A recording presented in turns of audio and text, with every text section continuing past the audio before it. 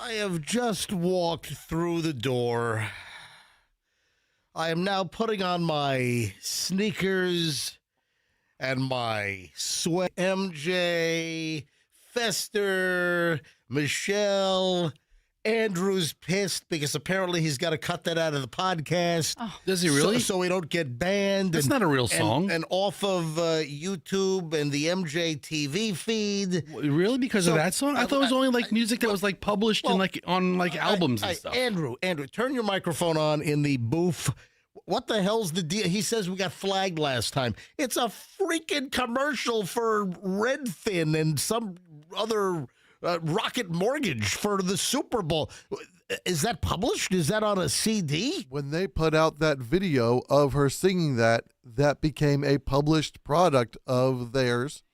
Whoever owns it. Hold on. So you're telling me when we played that earlier this week, when we got word of the Redfin and the Rocket Mortgage Super Bowl commercial with Lady Gaga singing the Mr. Rogers theme, you're telling me that we got flagged earlier this week? Yes. So what happened? Explain to the audience exactly what notification did you get? YouTube notifies us by telling us if the video is something that we can monetize. If not, I have to go through a list that they give to me of each piece of audio that is violating the terms. And how quickly did that get caught? Now, we can play it on the air, so we can play it on 104.7 FM. Play it again. Q105. We can play it. Play it again. It can also run on the live stream. It can run, if you're listening to us on the live stream on the Q105 app or any of the platforms where we live stream. And it can also run on the original live stream right now at 6:04 a.m. on this Friday on YouTube, on MJTV. So it can run live. It's on the replays that we get slapped on the wrist. Yeah. We get notified. So the replay after the show's over on MJTV on YouTube and then on the podcast platforms and all that for the replay of the audio-only podcast. So, Andrew, how quickly did you get notified? Because what I played that, Monday or Tuesday this week? It was earlier this week. So how quickly did you get notified from YouTube that MJTV was in violation? Within minutes of the video completion. Are you violation? Warning! Warning! Violation! MJ Morning Show! Violation! Violation! Violation! Within minutes of you posting the video? Yeah. I mean, this new AI technology can scan almost anything in a nanosecond. Mm-hmm. You know? Yeah. And they know. So you had to you had to take it down and then cut out that section on MJTV, and then Luckily, I don't have to take it down. The editor side of YouTube will automatically do The work. remove something that it finds offensive or in violation. not offensive, but in violation. So what are we worried about? Hang on, violation, warning. All right, so. What are we worried about? Well, maybe Beasley won't make 9 cents on the monetizing of the of the video. I'll give him a quarter. How about you stay off my ass all week? Hey, I think the phones work this morning. Oh, It's once in a row. You know what? Let's go to phones right now and let's just say rise and shine. Good morning to all of our MJ Morning Show early listeners right off the bat on this Gasparilla weekend. Oh, and the big NHL Outdoor Hockey Series weekend, the Ray J on Thursday night, where you're going to freeze your ass off. All right, let's go to phones. Let me just make sure the phones are working, because our phones were busted for a time on Wednesday and Thursday. The phones apparently do work right now. So would you please be my neighbor? Would you please and call us? And we just want to say good morning to you. And we do? yeah, what? I want to test the phones. Let's go. Look at every. Do we need like 100 calls? How many calls are going to take and say good morning? If that guy Phil is in as the first caller, I'm going to just. He probably will be. 800-990-1047. 800. Look, people already calling before I even give out the number. I love it. 800. Most of the lines are already ringing. Okay. 800-990-1047. 800-990-1047. Oh, look. Phil is not number one. Daniel in Oldsmar. Daniel, welcome to the MJ Morning Show.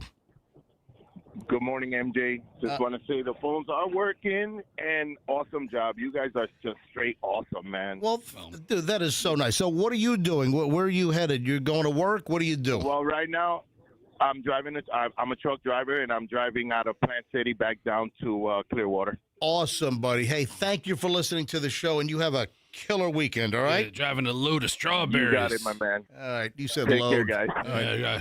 Got a big rig full of berries. You said load.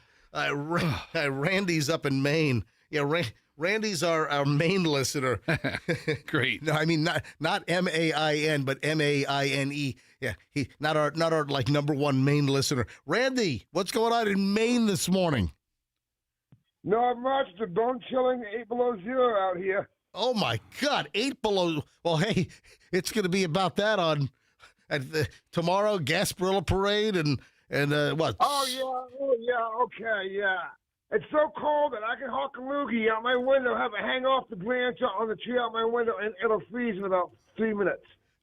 Well, they'll probably freeze a lot quicker than that. That is just really appetizing. Yeah, good morning. Thank you, Randy. Randy, have a great day. I know what he's doing for fun today. Hawk Tua. Yeah. All over Maine. Stacy is in Davenport. Hey, Stacy, you're on the MJ Morning Show. Stacy, why are you up at 6:09? Where are you headed? Oh, I work from home. I've been working already for an hour. Oh, look at her. What a busy beaver. What do you do from home? Well, I actually do sales. What the hell are you selling at that? If you were up for an hour, what the hell are you selling at 5 or 6 a.m.? I actually do a lot of the administrative stuff early morning when nobody's bothering me. And, yeah, I'm an early bird. So what do you sell? HR services. Oh, very nice. I thought it was like sleeping pills or something. All right, thank you. No, I wish. Yeah, she wouldn't be selling. She doesn't take them. She's up at 5. Just a few more Working here. at 5. Little like a bed check here. Let's grab or an out of bed check. Cindy in Largo. Good morning, Cindy. Phones work, luckily. Yes. Good morning. How are y'all? We're great, Cindy. Why are you awake right now? What are you doing? I'm listening to y'all. Yeah, but do you have a job? That's the best reason to be awake. No, I'm retired. I retired early. Oh, awesome. Well, listen, enjoy that. Thank you for checking in. All right, 2 more. Scott in Tampa. Scott, are you headed to work this morning? Yes, sir. And Scott, what do you do? I'm a Tampa Electric employee headed to Winter Haven. Awesome. Hey, did you hear the story that my electric bill is 0? You know, we only charge you for what you use. No, I'm using electricity, and for whatever reason, I did not get a bill for January, and I go online and it's 000. So I'm apparently after 21 years in my house, Tico has forgotten about me. Well, all I can say is congratulations, and I hope it doesn't catch up. Thank you. Here's Phil. Phil in Arcadia. Last call here. Phil in Arcadia. Phil, good morning, buddy. Good morning, everybody. I am the number one fan. Yeah, Phil is the number one fan in Arcadia. And you know what Phil does for a living? I know. All right, Phil, tell everybody quickly, because I got to take a break. What do you do for a living? I'm a professional comic book grader. He grades comic books for what? Quality, for it has to be in a certain condition to get top dollar, right? Is that what you do? That is correct. All right, no bent pages. You don't want like chocolate smudges or even worse on the pages. We thought it has been worse. We thought they were chocolate smudges. All right, Phil, have a great day, buddy. You too. That's good. You know what? It feels great that the phones are working. But listen, they could bust at any time. There's no guarantee that they will last for the next 10 minutes. All right, when we get back, huge Shakespeare news. Oh yeah. Oh. We've got breaking Shakespeare news coming up. Breaking news, breaking news, breaking news. All right, that's next. Traffic around Tampa Bay is moving very well right now.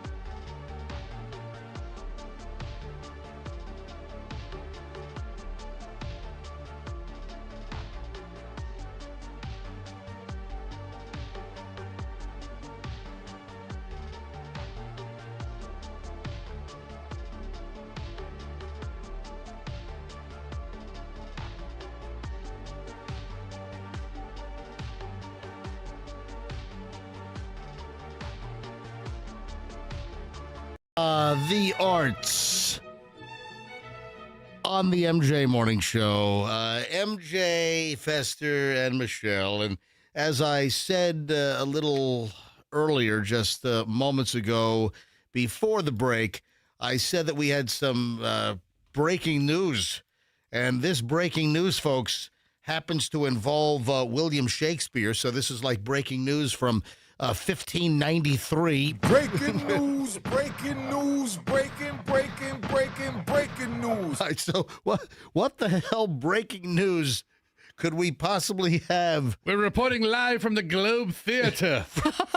We have breaking William Shakespeare news. Yes, we do. So Shakespeare lived from 1564 to I'm sorry. Let's see. When did he live? He lived 1564 to 1566. No, to 1616. Oh, yeah. Yes. Isn't that Milton Fludgecow's address on Flicka Flacka Lane? No, it's 1314, whatever it was. All right. So, what the hell's going on with William Shakespeare? There is a new book coming out. A book? What's that? Will you stop it? We wrote plays on sheepskins. Yeah, so there's a book coming out that claims that William Shakespeare was actually a black Jewish woman. I believe it. By the way, Michelle and I, a couple of weekends ago, we watched the Shakespeare movie, which is nominated for all kinds of awards this movie season. We saw Hamnet, and Hamnet is the same as Hamlet. It's just a different spelling or yeah, with 2 letters apart in the alphabet. Yeah, Hamnet and Hamlet. And, of course, William Shakespeare's son was Hamlet or Hamnet, but the movie is called Hamnet. And the movie was actually very good. We'll get into Michelle and I have 3 more movies to watch this weekend for the SAG-AFTRA Actors Awards. Tell me more about this black Jewish woman. I am. Apparently,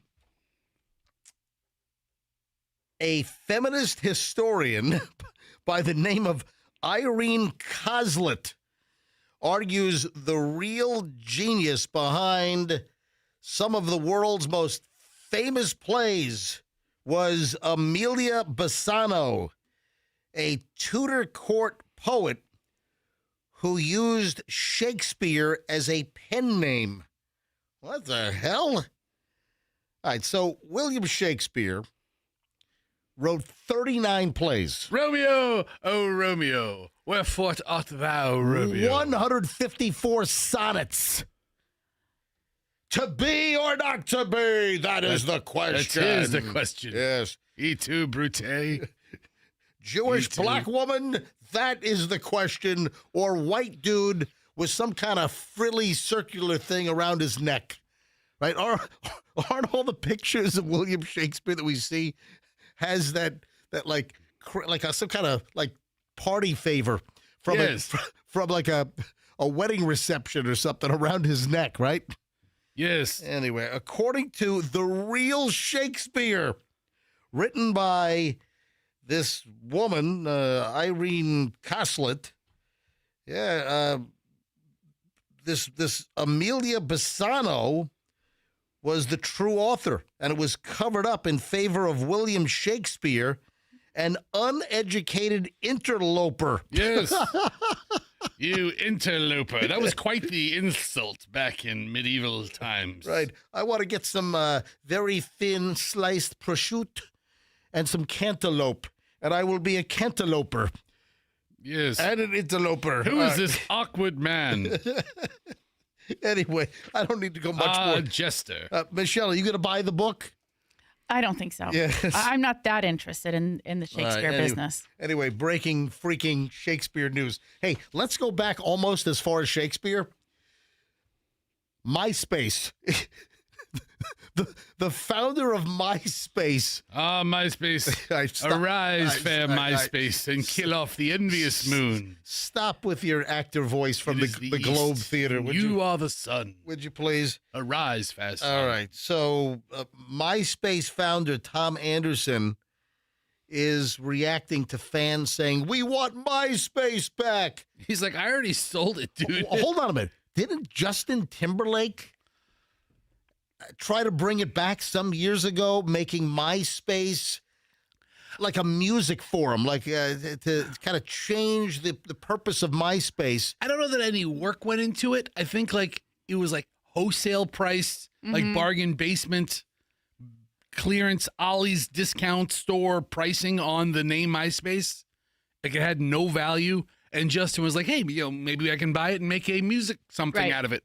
But I don't know that he ever put any effort or time or any additional money into it. I think he bought it for like $2 million or something like that. Like throwaway money for him. Yeah. And then is it if you go to MySpace right now, go to myspace.com. What the hell happens? Bring up a browser, Fester. I'm locked out of my computer. Oh, my. Why are you locked out of the computer? I don't have a password. Andrew, you got to remember to log in every morning. He did. I logged out of it. Oh, you dummy. He did. Andrew did his job. I'm sorry. Andrew did his job. Andrew logged in, and now Fester's logged out. Yeah, I'll go to myspace.com on my phone, and it looks like it's music-centric. It has looks like pictures of... Both Fester and I do not log into much of the company computer stuff here. Like, I mean, there are many things I've never done here. I keep getting emails that I am supposed to do like 39 modules for the internet security here at the Beasley Media Group, meaning if you have access to the company's network, they want you to take these stupid little like 3 to 5 minute video courses where they have stupid, dumb, bad actors acting out scenes of where they could bring the whole company down by letting a Trojan horse into the system or falling for some phishing scheme. Anyway, to tell you how buttoned up things are around here, I haven't done one of these in like 4 years, and I've got like 39 or 47 security modules. And I keep getting emails that if you don't do them, they're going to cut off my access. Please cut off my access. Please. And they also said they'd cut off my junk. And nothing, none of that has come to fruition. No. So when you go to myspace.com, what the hell happens? It has music tiles on there, but it's not like a social. It doesn't look like there's a social media aspect to it any longer. So people have been asking the founder, this Tom Anderson, bring back MySpace. And then apparently a couple of days ago, he finally responded. And he wrote, okay, take me to 1 million Thread followers. Show me you care, and we will talk MySpace. All right, whatever, Tom. So what? He wants 1 million followers on Threads? Mm-hmm. Is that what, hey, Threads is getting momentum. Okay. Yeah, Threads sort of seemed to start off Threads, which is it's like the it's like the Twitter version of Instagram. Yeah, is Instagram, Facebook. Zuckerberg owns Threads, and he did it to compete against the backlash of Musk buying Twitter. Right. Mm-hmm. A lot of people dropped out of Twitter when Musk took it. I did. I mean, it just became like a battleground. Just became Wild Wild West. That's why I opened up three troll accounts on the Wild Twitter. Wild West. Yeah, and the Wild Wild West. Was that Cool Mo D? The Wild Wild West. I believe so. Cool. What happened to Cool Mo D? Where are they? Fester. Michelle, look up Cool Mo D. I wonder, is Cool Mo D alive? I want to know what is Cool Mo D doing these days? That's a good question. West. The Wild Wild West. I don't know that I could answer that question with any certainty. Well, that's why I asked Michelle to look it up. He's still alive. Yeah, how old is Cool Mo D? 63. 63. Mm-hmm. Yeah, what's Cool Mo D doing? Is he still on tour? Doesn't look like he's on tour. All right. I think he's working. His song Wild Wild West was nominated in 1988 for a Grammy for Best Rap Performance. The Wild Wild West. I love that song. Yeah. I can tell. The Wild Wild West. Yeah. Big fan. That's all I know is the Wild Wild West. I like that song too, but The if Wild you're done, Wild West. You're done. Am I over? Mm-hmm. Can we play the Wild Wild West? No, I don't think we so. Can't. Andrew can't. We can play it. We can play it on the. Hey, Andrew, do me a favor quickly. Go to YouTube. Hurry! I need to play it from in there because Fester's logged out of his freaking computer. Wow. Go to YouTube quickly and find Cool Mo D. Cool Mo D. And the Wild Wild West. Because frankly, I want to know what some of the other lyrics are. But I like that. It was catchy. That was one of those songs back in the late 80s that, kind of gets stuck in your head all day. And you're just going, the Wild Wild West. No. The Wild Wild West. You said you liked the song, Michelle. I used to live downtown, 129th Street. Oh, yeah. That's right. Yes. All right, Andrew, do you have the Wild Wild West for me quickly here? All right, hang on a minute. Andrew, roll it when you have it. For those that don't know, Cool Mo D's. Great. All right, so Andrew cut it out like a coupon. As of November of 25. Yes. Hold on, let me come back out. So, ladies and gentlemen, we just played a portion of the Wild Wild West by Cool Mo D, but it had to be cut out if you're rewatching us on MJTV or listening on the podcast for licensing purposes. All right, go ahead, Fester. On November 30th of 2025, just a scant 2 months ago. The Wild Wild West. He was at the Peacock Theater. Oh, man. Oh. With Sugar Hill Gang. Wow. Big Daddy Kane. Curtis Blow. Wow. Dougie Fresh. Wow. The Furious Five. KRS-One, Chris One, Planet Patrol. The Legends of Hip Hop Tour. I would Wanda go to that. D was there. So it was quite the show. Well, look at that. Do they have any other showings? Are they coming here? According to his Facebook page, no. Okay. I mean, I don't see other locations. All right, 6:33 at the MJ Morning Show. When we get back, it's the morons. I have a great pile of morons to wrap up the week here on the MJ Morning Show, and that is next. here on 104.7 FM. Hey, garage doors, problems, if you have them, you call Banco. I got a great bundle-up deal for January, but you got to hurry because this expires in just a day. Tomorrow's going to be the last day, so you got to hurry on this. So cold weather. That brings about more spring breakage. You know, the big, tension-filled, coiled spring for your garage door. Yeah, when it gets cold out, that causes springs to break more. So if it happens, you call Banco. Anytime your spring breaks, you want Banco because they're going to give you a solid execution of installation at a great price. There are some companies out there, some big companies that do garage doors that my neighbor, they tried to rip my neighbor off. I'm like, why didn't you call Banco? They advertise on my show. My neighbor says, I don't listen to your show. I said, well, maybe you should. All right, listen, any garage door problem, you want Banco. Oh, and then the bundle deal, this expires at the end of the month. So tomorrow's the last day. You got to get a hold of Banco, and you can get a Clopay hurricane-rated garage door, and we're talking all kinds of styles from classic to modern.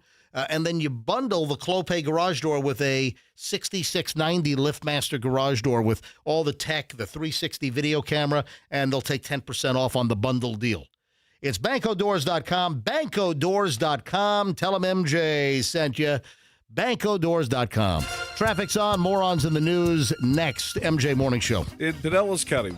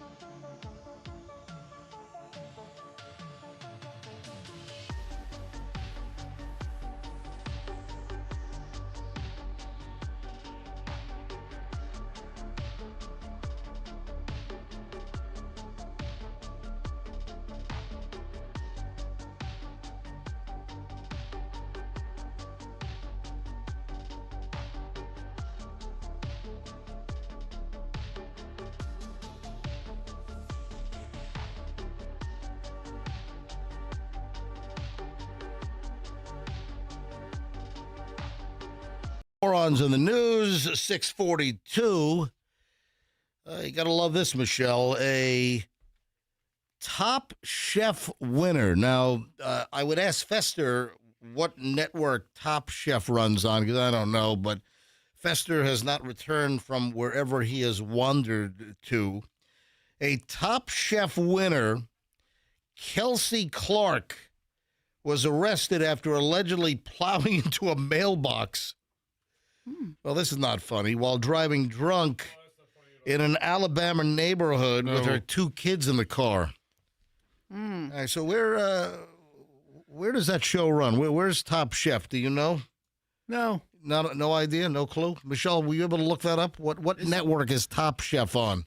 Is that like on the Food Network or something? I mean, Top Chef. It's been on for 22 seasons. Yeah, What? well, I've and we don't know what channel I'm it's not on. aware of where the hell it runs. Is it like? How about look? I how think about it going? looks like it's on Peacock. Now Is it's that on right? Peacock. It might have been like on like one of the NBC Universal stations. Yeah, well, USA. How about not giving me Mike? Just I don't know. Look it up Listen, on Wikipedia or something. Dude, you know that like in modern times things aren't on networks anymore. Tell you what, she might have won Top Chef in one season, but she's not winning Top Driver. No. Kelsey Clark arrested, plowed into a mailbox. She was driving drunk in Alabama in her neighborhood. 2 kids in the car. What? Too much alcohol in the bananas Foster that didn't bake off? That's what it was. What the didn't cook off? That's what she told the cops. Yeah. 35-year-old cooking star. Oh, Bravo. Mm-hmm. It's on. Yeah, I see it now. It's on Bravo. Yeah. All right. Yeah. So she won, I guess, back in 2019, and earlier this week on Wednesday, she was booked into her hometown friendly jail in Dothan, Alabama, after authorities said that she reeked of booze. Yeah. Could not do basic field sobriety tests, according to the Dothan, Alabama Police Department, as according to TMZ. I guess this happened. A week ago. What's her name? It was not this week. It was last week that it happened. Good. Because I like Yeah. to keep track of all of my Top Chef winners and Top Shelf winners. Police said that Clark could not walk a straight line, could not stand on one foot. Did she recite the recipe that she used? Backward. Yeah. Yes. Could you recite your winning recipe backward, please? That's one of the things. Can you do the alphabet backwards? Remove from oven and let rest for 15 minutes. According to the Dothan, Alabama Police Department, Bake at 350 for 45 minutes. they received a call regarding a vehicle smashing through a mailbox. Pour into 9x13 pan. Mix eggs. According Mix to the wet with the Mix dry. the wet with the dry. collect all wet ingredients. How much vodka in this recipe? Listen, He hasn't gotten there yet. He's doing it backwards. I'm doing pretty good at giving a recipe backwards. You are. I'm so impressed. Apparently, vodka is the number one ingredient, so that'll be the last thing that Fester says. Okay, that's the ingredient list. I'm going down the steps of a recipe. Right. So, officers responded to the scene, determined that Miss Clark was under the influence. Yeah, of course. Oh, she's authored 3 cookbooks. I wonder if she has any cocktail books. You know what? I'd buy it now. What's wrong with you? She knows what she's talking about. She's got 3 cookbooks. I'm an expert. She owns a restaurant in downtown Dothan, Alabama. She was charged with driving under the influence and reportedly spent the night in the Dothan City Jail in Alabama. Good for her. Yeah, in her mugshot, she was wearing a black shirt. She was puffy-faced. Yeah, I bet she was. She had a blank stare into the camera. When you use the puff pastry on your face, it puffs up. But her kids, 8 and 5, were in the car. Are they buckled up? And she's drunk and smashing through mailboxes in her neighborhood in Alabama. What the hell? Did she smash through the mailbox at like 80 miles an hour or 8 miles an hour? I do not have the... Doesn't matter. It's a big difference. You don't get behind the wheel of the car when you're drunk. Yes. And certainly not with your 8 and 5-year-old kids in the back seat. Hurrump. They probably weren't even restrained either. Hurrump. Whatever. Michelle, give the governor a rump. Yeah, she penned cookbooks called Southern Grit, Southern Get-Togethers, and The Flavor of Fire. Oh, she's now a judge on Netflix's Next Gen Chef. Okay, I saw a commercial for that, or the title for that on Netflix. All right, well, there you go. And I've never watched it. All right, because unless it has Gordon Ramsay on it, I don't want to watch a cooking show. And she owns a Southern-style restaurant in Dothan, Alabama called KBC. Yeah, here comes Top Shelf. Or Chef. There you go. Good for her. Right through that mail. No, Doug, what are you saying? Good for her. I'm appalled. Yes, I'm reprehensible. Her kids were in the car. Oh, my God. Heavens to Murgatroyd. Why are you making light of this? What is wrong with you? Do you not see my outrage? Listen to this one. Assistant principal. Let's see if you're going to mock this one, too, and think that this is okay. What segment is this? It's the mocking segment. Okay, I'm about to say it's morons in the news. Not mocking in the news. It's morons in the news. It's not serious news. Right. Let's be offended by everything news in segment 2. Hey, this might not be good for your assistant principal career. What'd they do? If you're accused of swiping 98 items from Walmart. A Georgia elementary school assistant principal accused of stealing 98 items worth about $1,000 from Walmart using a stacking scheme at self-checkout. Yeah, Courtney Janelle Shaw, 47, was arrested earlier this week, according to the Cherokee Sheriff's Office.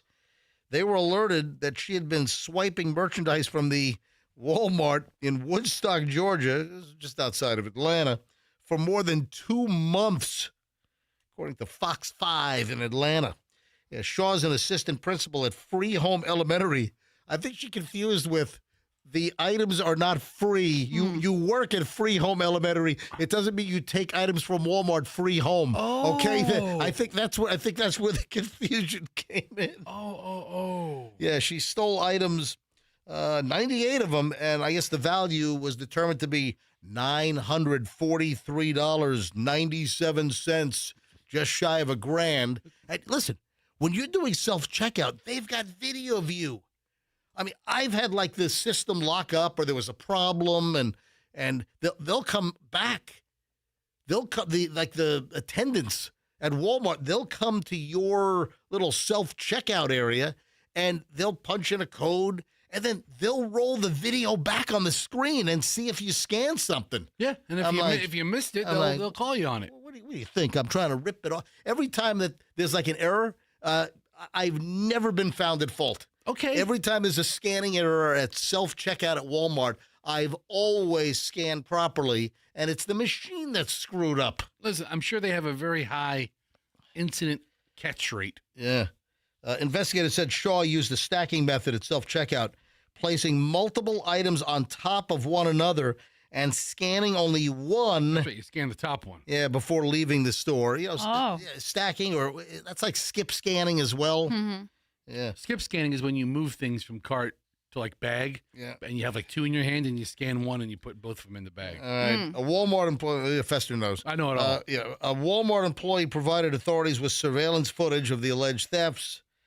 Used the driver's license database to identify Shaw. So I heard this thing on like a guy on Instagram a couple weeks ago. Yeah. Talking about how Walmart and these stores that record you, and you think, camera's running and they're getting your face.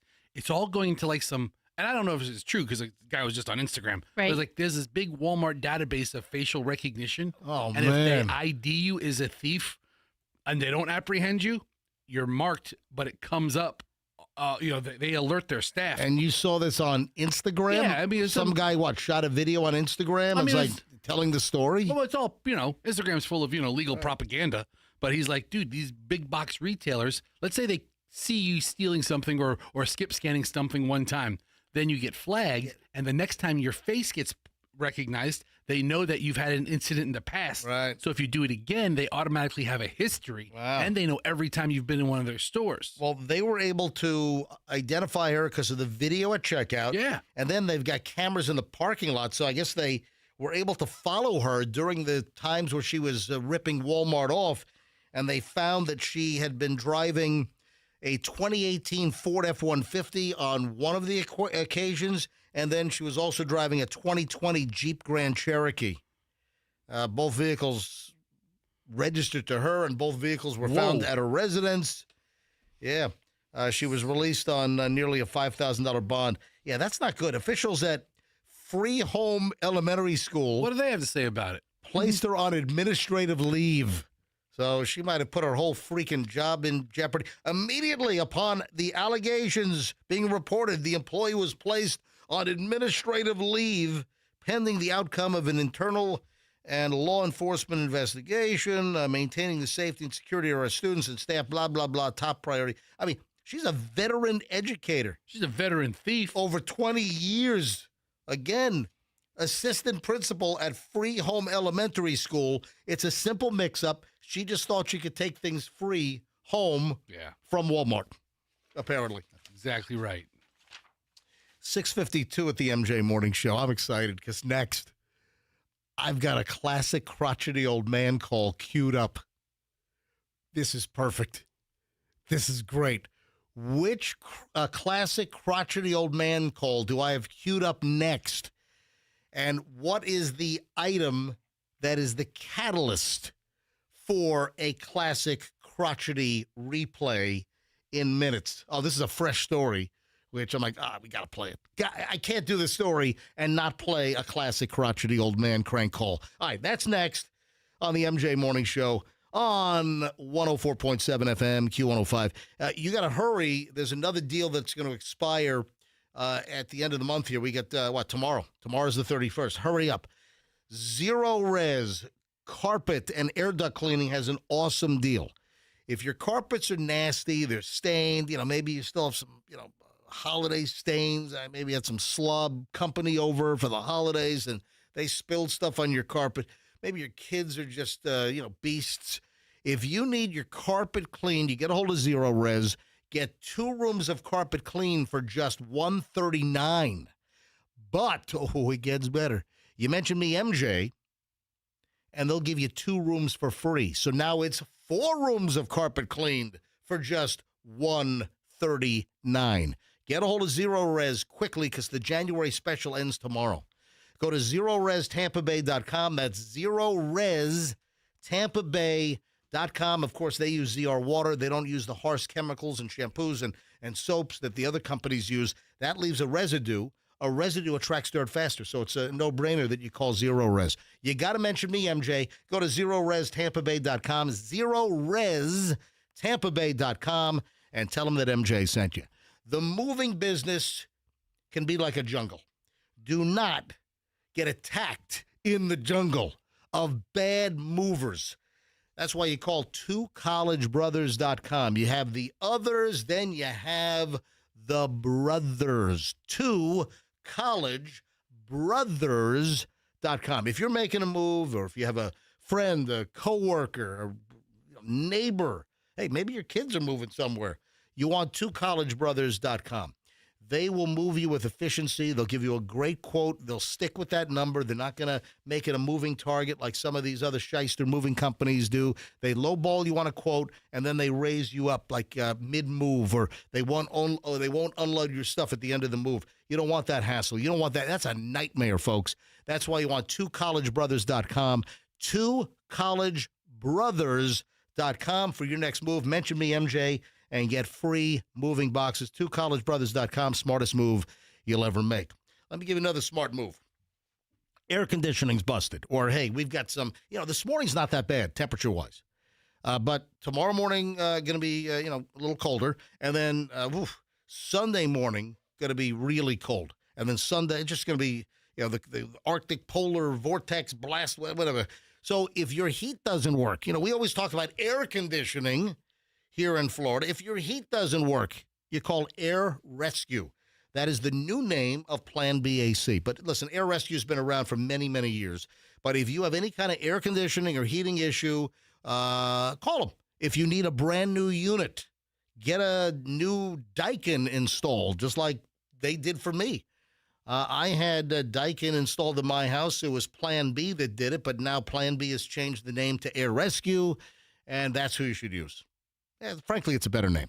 AirRescue.com, AirRescue.com. If they're not there when they say, you don't pay the diagnostic fee. And hurry, month of January, again, quickly, you can get a $99 air conditioning tune-up. Usually $99. They'll do it for $29. AirRescue.com, 888-NEVER-WAIT. AirRescue.com. Tell them MJ sent you. Traffic's on 657. MJ Morning Show back in just a minute. Classic crotchety. Why? Next. In Pinellas County, they're still...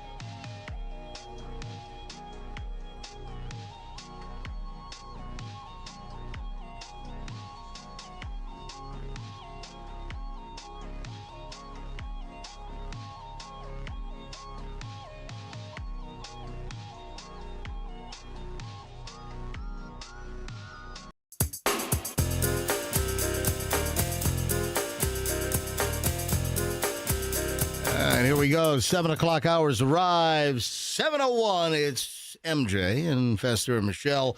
And why do I have CD number 2 from the 3-CD set, NBC, Nothing But Crotchety, all queued up. NBC, that's right. In my world, NBC, that means Nothing But Crotchety. Yeah, for most people, you know, NBC is, you know, like the television network. This is NBC. With Casey Kasem and a circa 1983 ID. Hi, everybody. I'm Casey Kasem. So why do I have Classic Crotchety queued up? You tell me. Listen, I saw this last night. I'm like, holy schmoly. Yeah, baby. It just stood right out. Oh, yeah. Out of Alabama. A lot of Alabama today. Busy day in Alabama. You got the Top Chef winner from a couple of years back smashing through mailboxes in her neighborhood drunk with her little kids in the backseat of the car. Now, also out of Alabama. Oh, you're going to love this. Clark County, Alabama. A man was crushed, not once, but twice, and was on his way to a third crushing in a garbage truck in Jackson, Alabama. Wow. The fire chief, John Brown, said this incident was a first. Well, he's never heard my crotchety call, has he? Yeah. I've been associated with the fire department for 40 years. We've never had a situation like this, said Fireman Brown. Yeah. So this is insane. Emergency officials responded to a call of a person being compressed in a garbage truck around 5:30 a.m. Wednesday morning. And apparently he was compressed twice after the dumpster pickups. Yeah, that's awful. I have details. Yeah. First at the KFC. Okay. So he was compressed first at the KFC. That's off Highway 43, by the way. Yeah. Then again at the Hampton Inn, which was right next door. Oh, man. He was getting ready to be compressed a third time at Popeyes.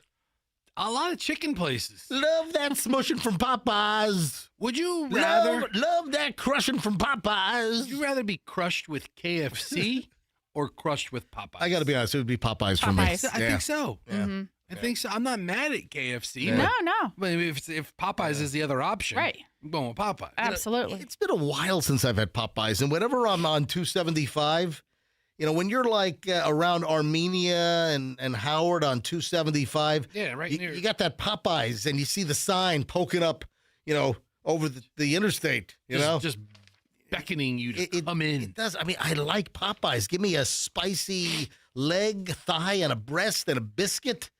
And some chicken. And I'm happy. Absolutely. So the driver gets the Popeyes. So why didn't the guy not get crushed a third time? At Popeyes, apparently there was a gate in front of the dumpster. Oh, you see those all the time. Yeah. They have like the little three-sided cinder block area in the gate. Yeah, so the other places, I guess, did not have a gate. So Popeyes had a gate, and it was closed. The driver of the dumpster retrieval truck had to get out of the truck and open the gate. And then here's the guy like yelling in the back of his truck. He's you know, everybody's lucky, I guess, because those trucks are loud. Yeah, it's a fortunate thing that the gates at Popeyes were closed. The driver had to get out, according to the fire chief. When he exited the dump truck, he could hear the man in the back needing help, and that's when he shut everything down.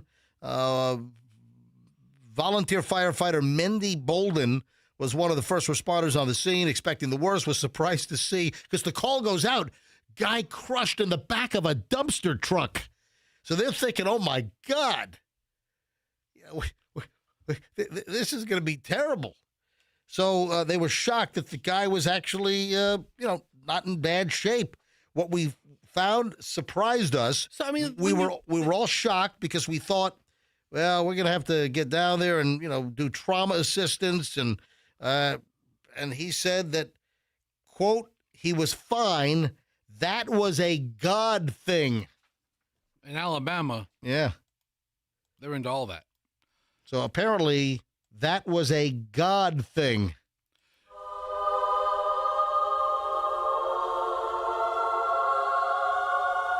And authorities believe that he was homeless and just looking for a nice, I was going to say warm place to sleep. He's looking for a dumpster to sleep. Listen, I think warmer than not being inside the dumpster, but obviously not a smart move. And that is why I have the crotchety old man classic call queued up. Recycling and waste. Oh, thank God you've answered. I'm stuck in one of your dumpsters. In the dumpster? I'm stuck in one of your dumpsters. I was collecting aluminum cans like you hear right now for recycling. You know, I can get 16 cents a pound. I can make 70 to 80 cents a day. And I got stuck in one of the dumpsters, and I can't get out. Sir, let me transfer you to dispatch. Thank you. Hurry up. I might die in here.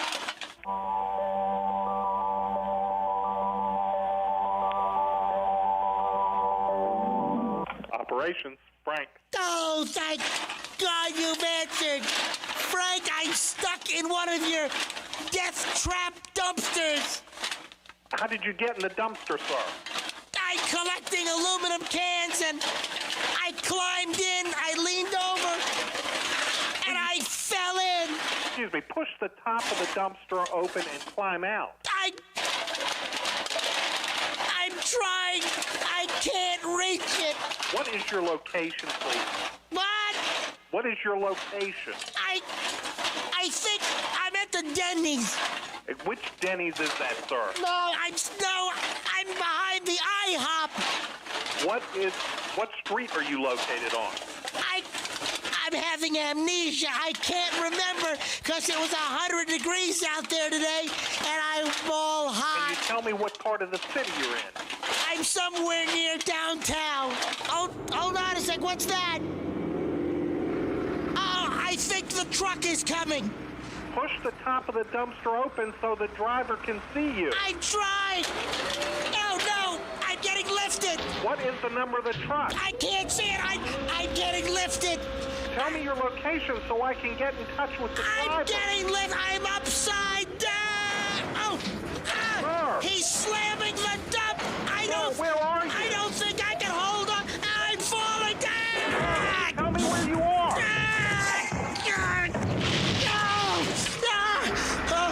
I'm in the dumpster. I was tossed in the back of the truck. I think it stopped.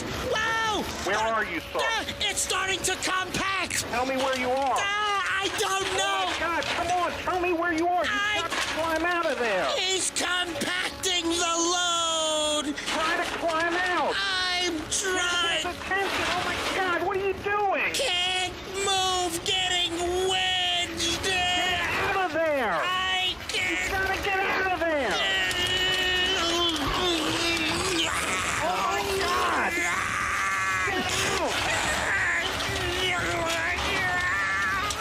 Where are you? I can't talk any longer. You've got to try to get out. Get the driver's attention. It's about to crush myself. Get help. Oh, Get out of there. Climb out. I don't remember if I called them back to say I was joking. But you know what would have been really prescient?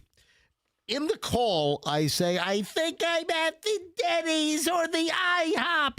You're so close with the similar type restaurants. What would have been really unbelievable if I had said, I think I'm at the KFC or the Hampton Inn or the Popeyes. You can almost leave Hampton Inn out. Man. Them involved. Michelle? Yes. I think we ought to get a place in Greenland. Okay. I want to go to. I've always wanted to go to Greenland. You're so intrigued. I Well, know. no, all of this, Greenland talk that we, hear, and And the movie. Yeah, I mean- that's right. And then the movie. It's about to be a territory, so you can travel Well, freely, right? I don't know. I mean, let's see what the so-called framework. Listen, we've had an agreement there since like 1951. Not good enough. To have U.S. troops and assets in Greenland. Anyway, the reason why I bring this up with all this Greenland chatter is I found a whole story, Michelle, how to buy a second home or an investment property in Greenland. Oh, that sounds like a good week. First of all, do you say Greenland or Greenland? I think it's I think it's up for debate. Yeah, on whether you pronounce the land or just Greenland. So, yeah, there's like a new interest in Greenland, and people are like trying to buy homes there. Now, if you do, you don't own the land. So the government of Greenland technically owns the land, and you have like a lease of the land. Well, that's all about to change. Yeah.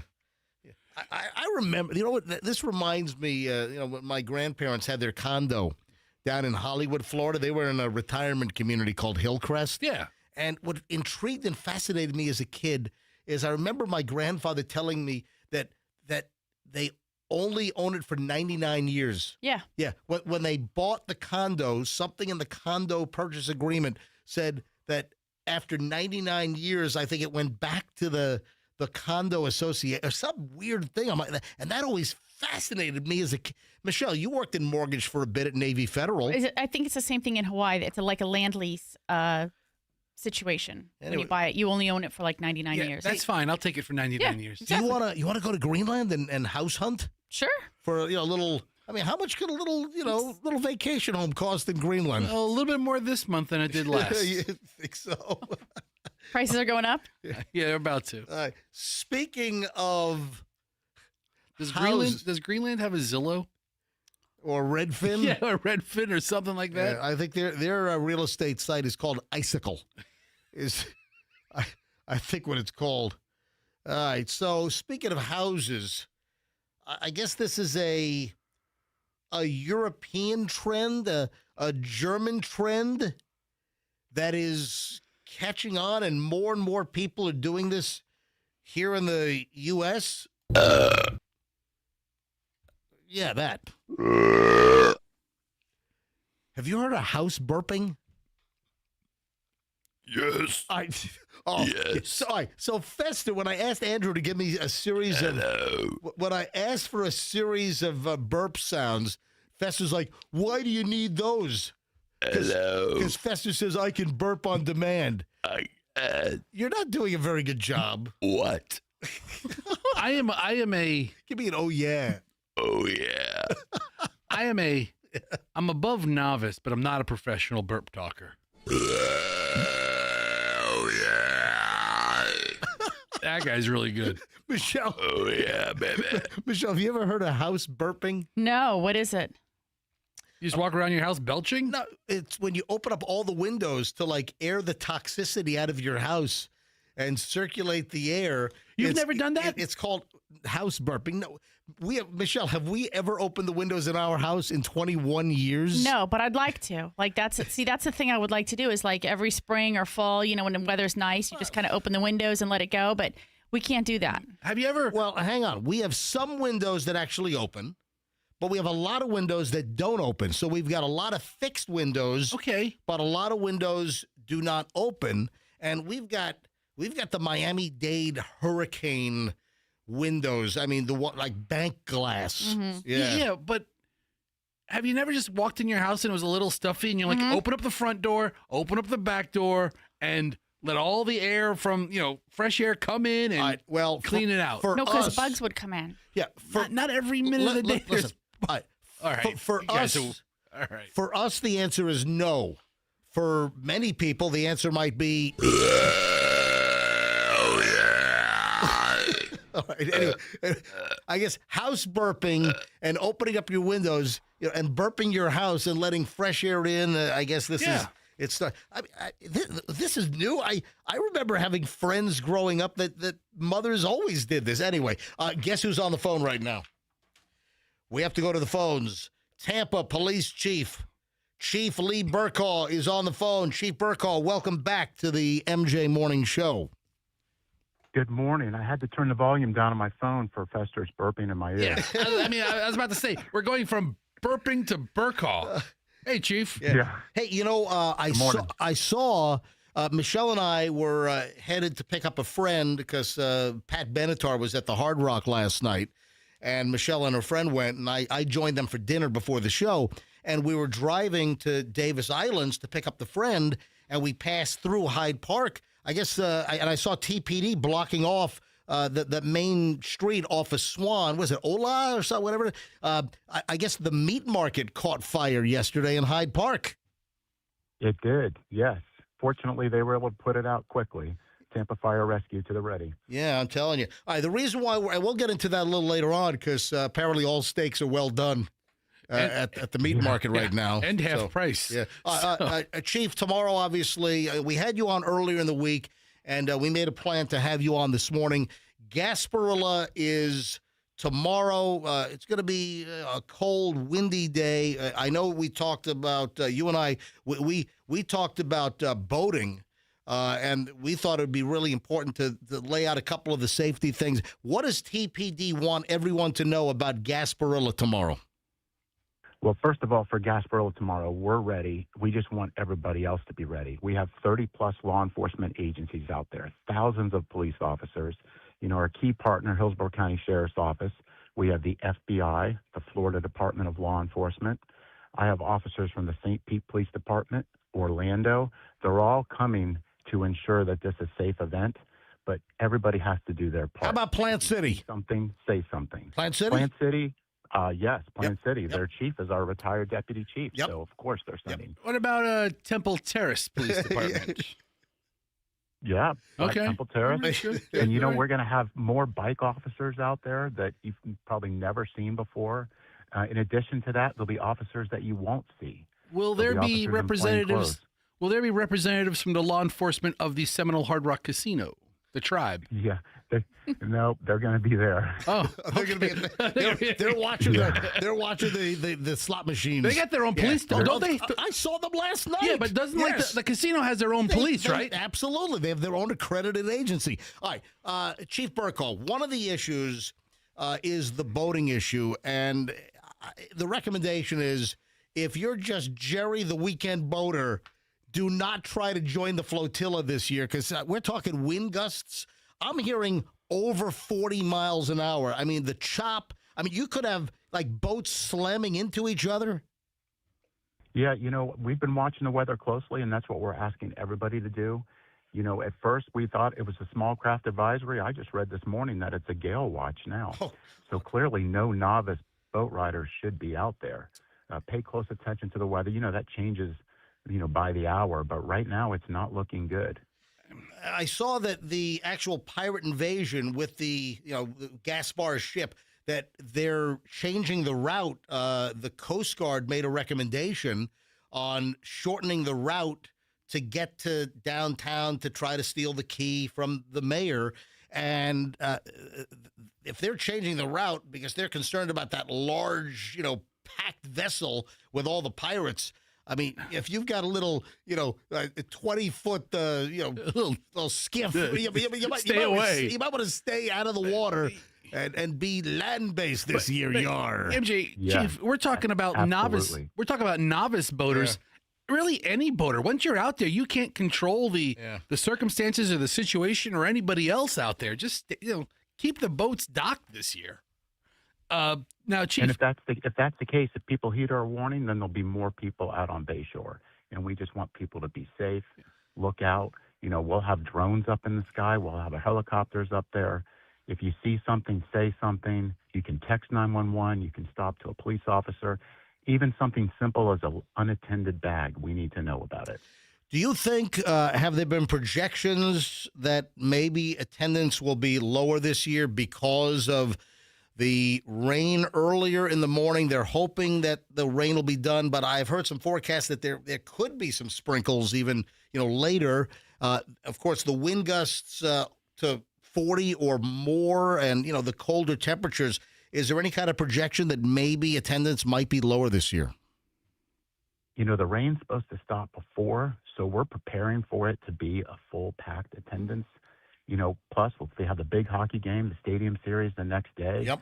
Boston fans are here. I think this is normal weather to them. So we're anticipating a big crowd, maybe a late arriving crowd, but a big crowd. Chief Lee Burkaw, Tampa Police Department. Chief, best of luck and a great success for Gasparilla tomorrow. Thank you for coming on. Yeah, thank you. You bet. All right, Fester, you bringing the kids tomorrow? What are you doing? No, I don't bring the kids. Did you go to the kids' parade? No, I don't go to the kids' parade. Okay, listen.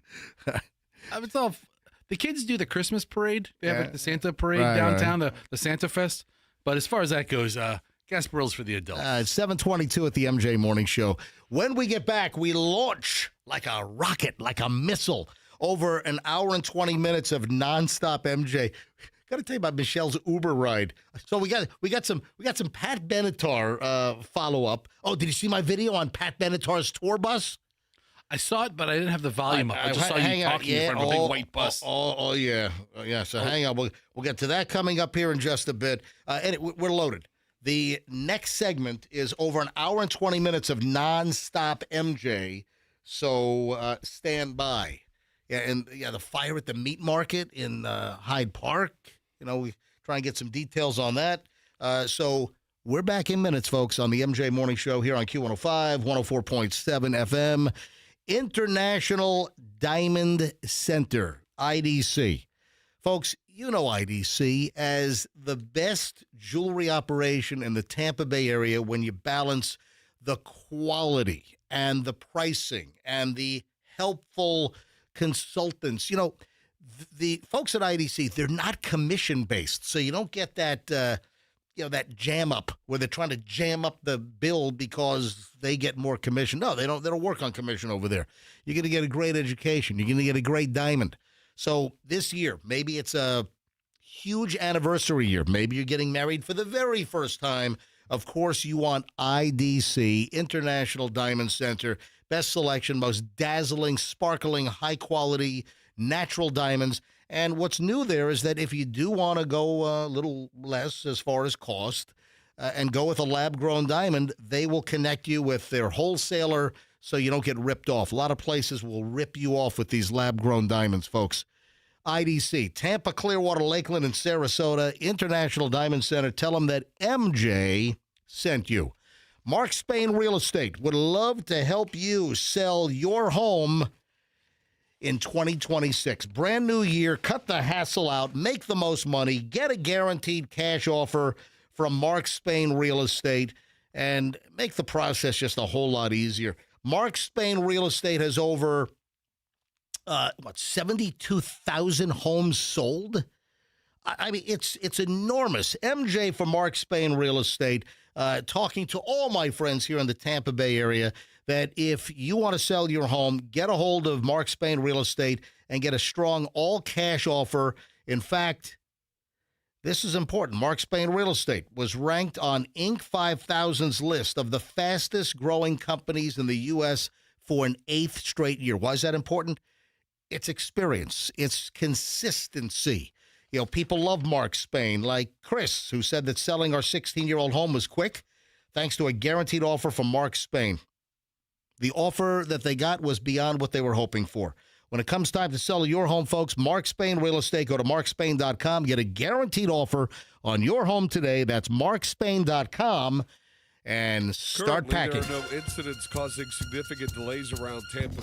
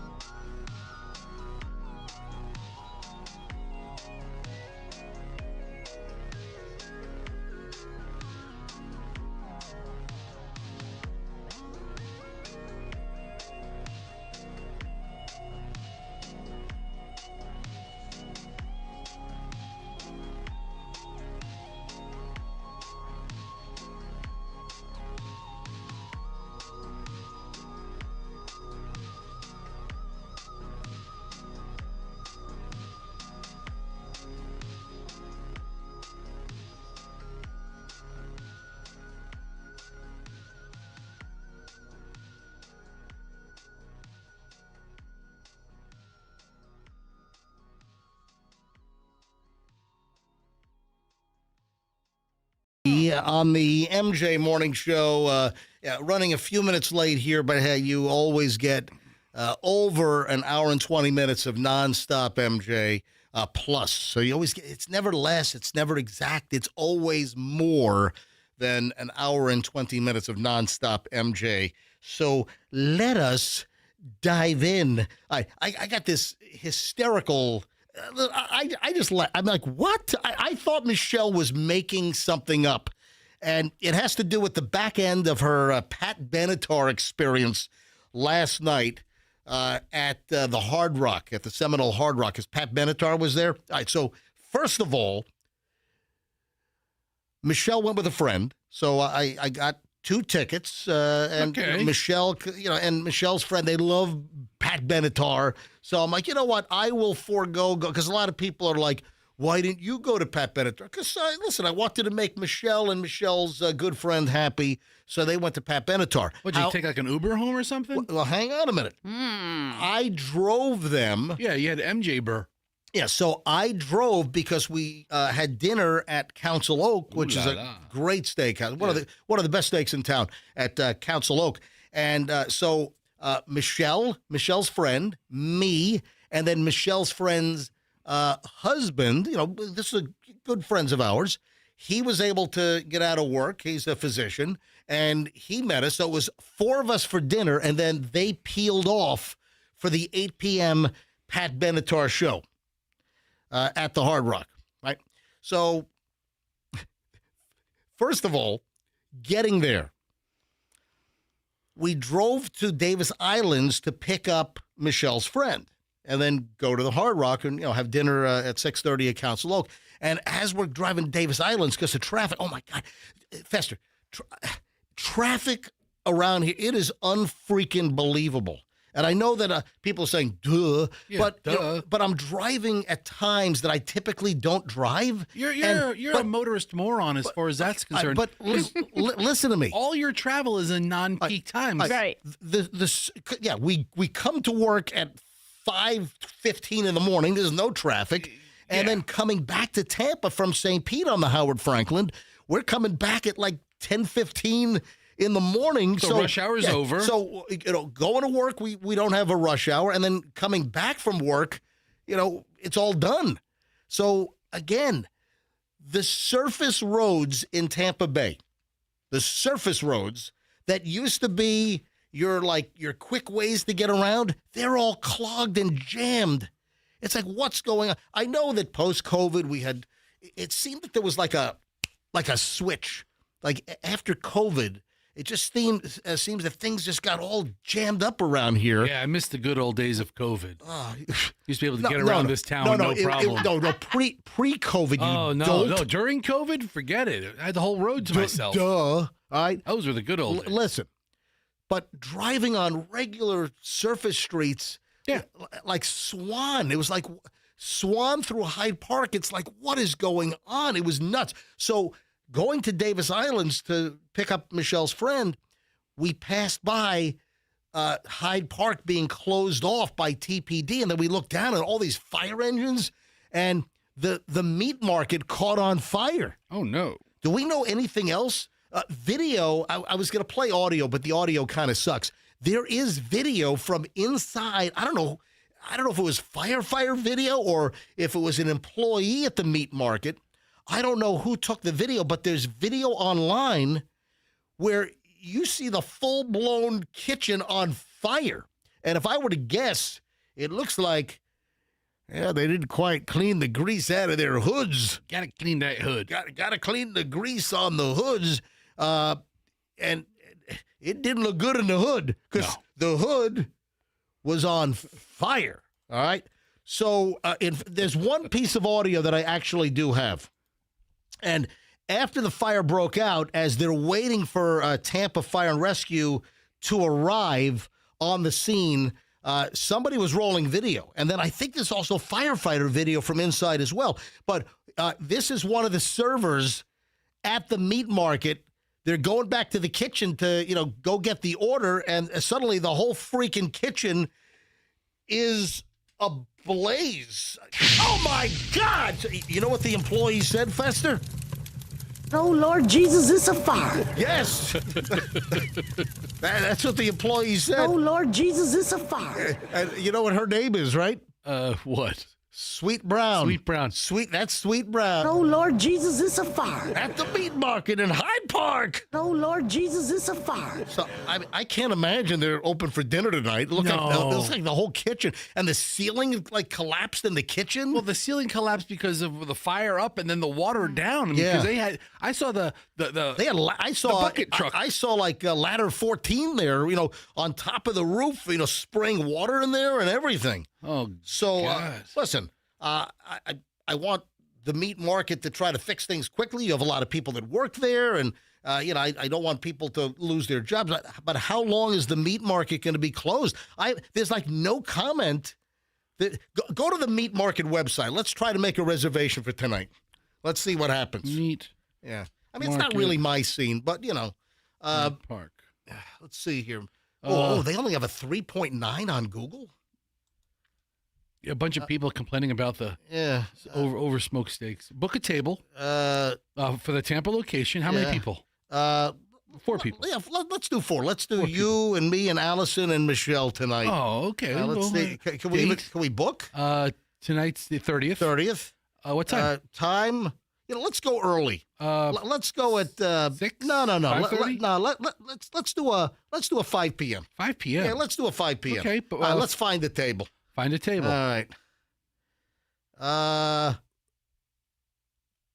There's a 2:30. Oh, hang on. The lounge is available. Hold on. Take it. Hold on. How can they be open? Okay, come on.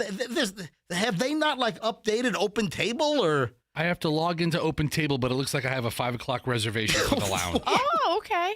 How could that be? Yeah. Oh, Lord Jesus, it's a fire. And she had to run out of there because doesn't she got the bronchitis? Oh, that's right. Yeah. Mm-hmm. I got the bronchitis. Ain't nobody got time for that. Oh, Lord Jesus, it's a fire. Love Sweet Brown. Anyway, I hope they get back on their feet as quickly as possible, but I can't imagine. Is anybody listening? And I got to get to Pat Benatar. Okay. We took a little detour to the fire that we passed by on the way to Davis Islands last night. But if anyone has any information on the meat market, because there's scant information. Michelle, Andrew, can you check all the local news sites? I didn't see this anywhere on Channel 8, Channel 13, Channel 10, Channel 28. I didn't see anything. So I saw it on in any of the local news. I saw it on Facebook too. Yeah. I saw it on Reddit. Reddit originally is where I saw it. Yeah. And then I think I saw a Fox 13 story maybe late last night or this morning, but not being terribly widely reported. All right, so it is, the local TV finally picked it up this morning. All right, if anyone has any idea. I'm sure they all have it by now. Any employees, anyone in the know regarding what's going on at Meat Market, 800-990-1047. 800-990-1047. If you have any information on the meat market deal, please call 800-990-1047. All right, so we get to Davis Islands. Yes. We pick up Michelle's friend. Yes. We head to the Hard Rock. Yes. We have dinner at Council Oak, Yes. where, by the way, at Council Oak last night, nobody said, Oh, Lord Jesus, it's a fire. nope. There was a fire, but it was contained to the grill area. There you go. Phones are ringing. Maybe we'll get some meat market news. So, had dinner. Dinner was great at Council Oak, and I have a visual aid that I have to show. And Michelle, you wait till you hear what goes through Michelle's mind. So at dinner last night, Michelle had a filet, and with my friend, Michelle's friend's I'd rather you give husband. I'd rather you give them fake names than keep saying my friend Michelle picked up her friend. So You can probably use their real names. You pick up Doesn't another matter. couple who you're friends with. So it's Mark and Christine. Yeah. And those two. Oh my God. So Mark and we order the 34-ounce bone-in prime ribeye. So we share it. Oh, and okay. it's a big giant bone. And when you order the big bone-in ribeye, the server Michelle's already laughing. Best, are you thinking? I've been there. I've had the ribeye, and the server asks you a specific question. Oh, he did. Well, only if you get the giant one. Yeah, I always get the giant one. When you get the third, and there was $123. Yeah, I don't share it. Though. I mean, I'm not a But hey, split two ways. It's $60 a person. Excellent steak, and that's not bad. Yeah, for a high end steakhouse, $60 a person. I go there. I'm buying it all for myself, and I'm answering the question directly. I know. So the server asks you when you order the bone-in ribeye, would you like anything inscribed on the bone? So they have a Dremel. A Dremel. They have a Dremel in. They have a Dremel in the kitchen, and you can get what you want inscribed on the bone. That's how you know you're at a fancy place. So we're trying to think: do we want something inscribed? And we're thinking, and Michelle blurts out, "Yeah." Go ahead, Michelle. I said, boner. Boner? Because it's on the bone. Boner? What are you, in middle school? So sometimes boner? That's where my brain is. You're in a fancy restaurant and you're just yelling boner out loud? I brought the bone in. See that bone? There's some meat on here. You want to chew some meat gristle off the bone? That's enough for a small breakfast. So they did inscribe boner. Can you see that well on MJTV? Is that okay, Andrew? Can you see it? MJ, I gotta say, look at that. So the bone had boner. That's where my wife's brain is. Yes. Why don't you put boner on the bone? MJ, in all seriousness, that really is a nice boner you have. Right? We used it like that in so many ways throughout the rest of the meal. It was so fun. All right, hold on a sec. I'll get back to Pat Benatar in a second, but I don't want to lose this call. Patrick is on the phone. Patrick claims they have a friend that works at Meat Market in Hyde Park in South Tampa. Patrick, welcome to the MJ Morning Show. Thank you. All right, so... Yeah, so my buddy... Go ahead. You go ahead. So you have a friend? Go ahead. Yeah, my buddy's a server at Meat Market. He sent me 3 videos 2 hours after the fire broke out, and they claim they're going to open for lunch today. Are you serious? Yes, sir. Wow. That's amazing. So maybe we can get a reservation at 5 o'clock tonight. Let's go. Yeah. All right. Hold on. Your friend really said they're going to open for lunch today after the kitchen looked like it had pretty serious damage. Yep, I saw 3 different videos. The ceiling's ripped out. There's water everywhere from the sprinklers going off. So. You know what? They might have called Serve Pro, and the Serve Pro worked overnight. Serve Pro, like it never even happened. Yep, they're fine. Yeah, exactly. I mean, did the sprinklers go off in the dining room? Do all the sprinklers go off when there's a compromise like that, or just an isolated area? They got just in the kitchen. They go off. Okay. All right. So your friend, the server, says they are going to be open for lunch today. That's amazing. Yes, sir. All right. Yes, sir. All right. Thank you, buddy. I appreciate you calling in.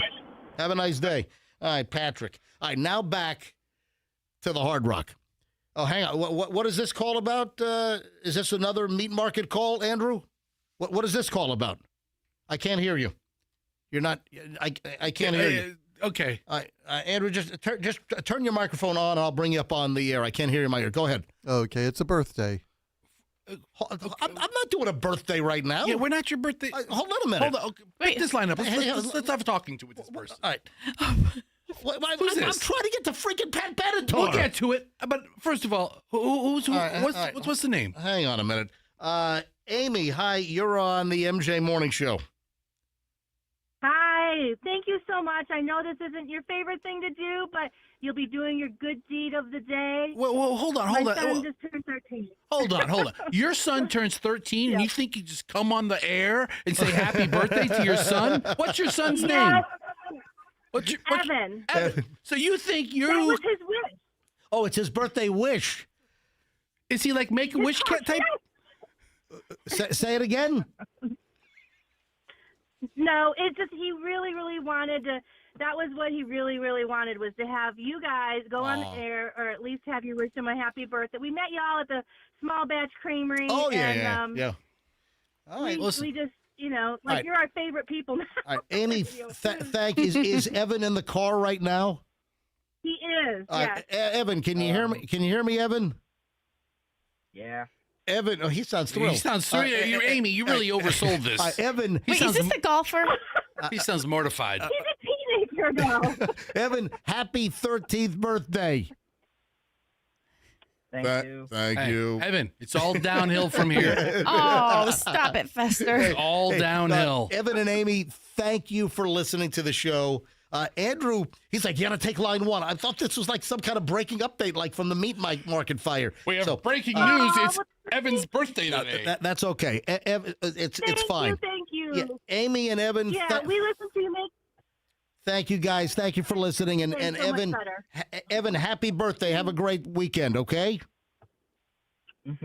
Thank you. All right. Okay. So long. Thanks again. All right.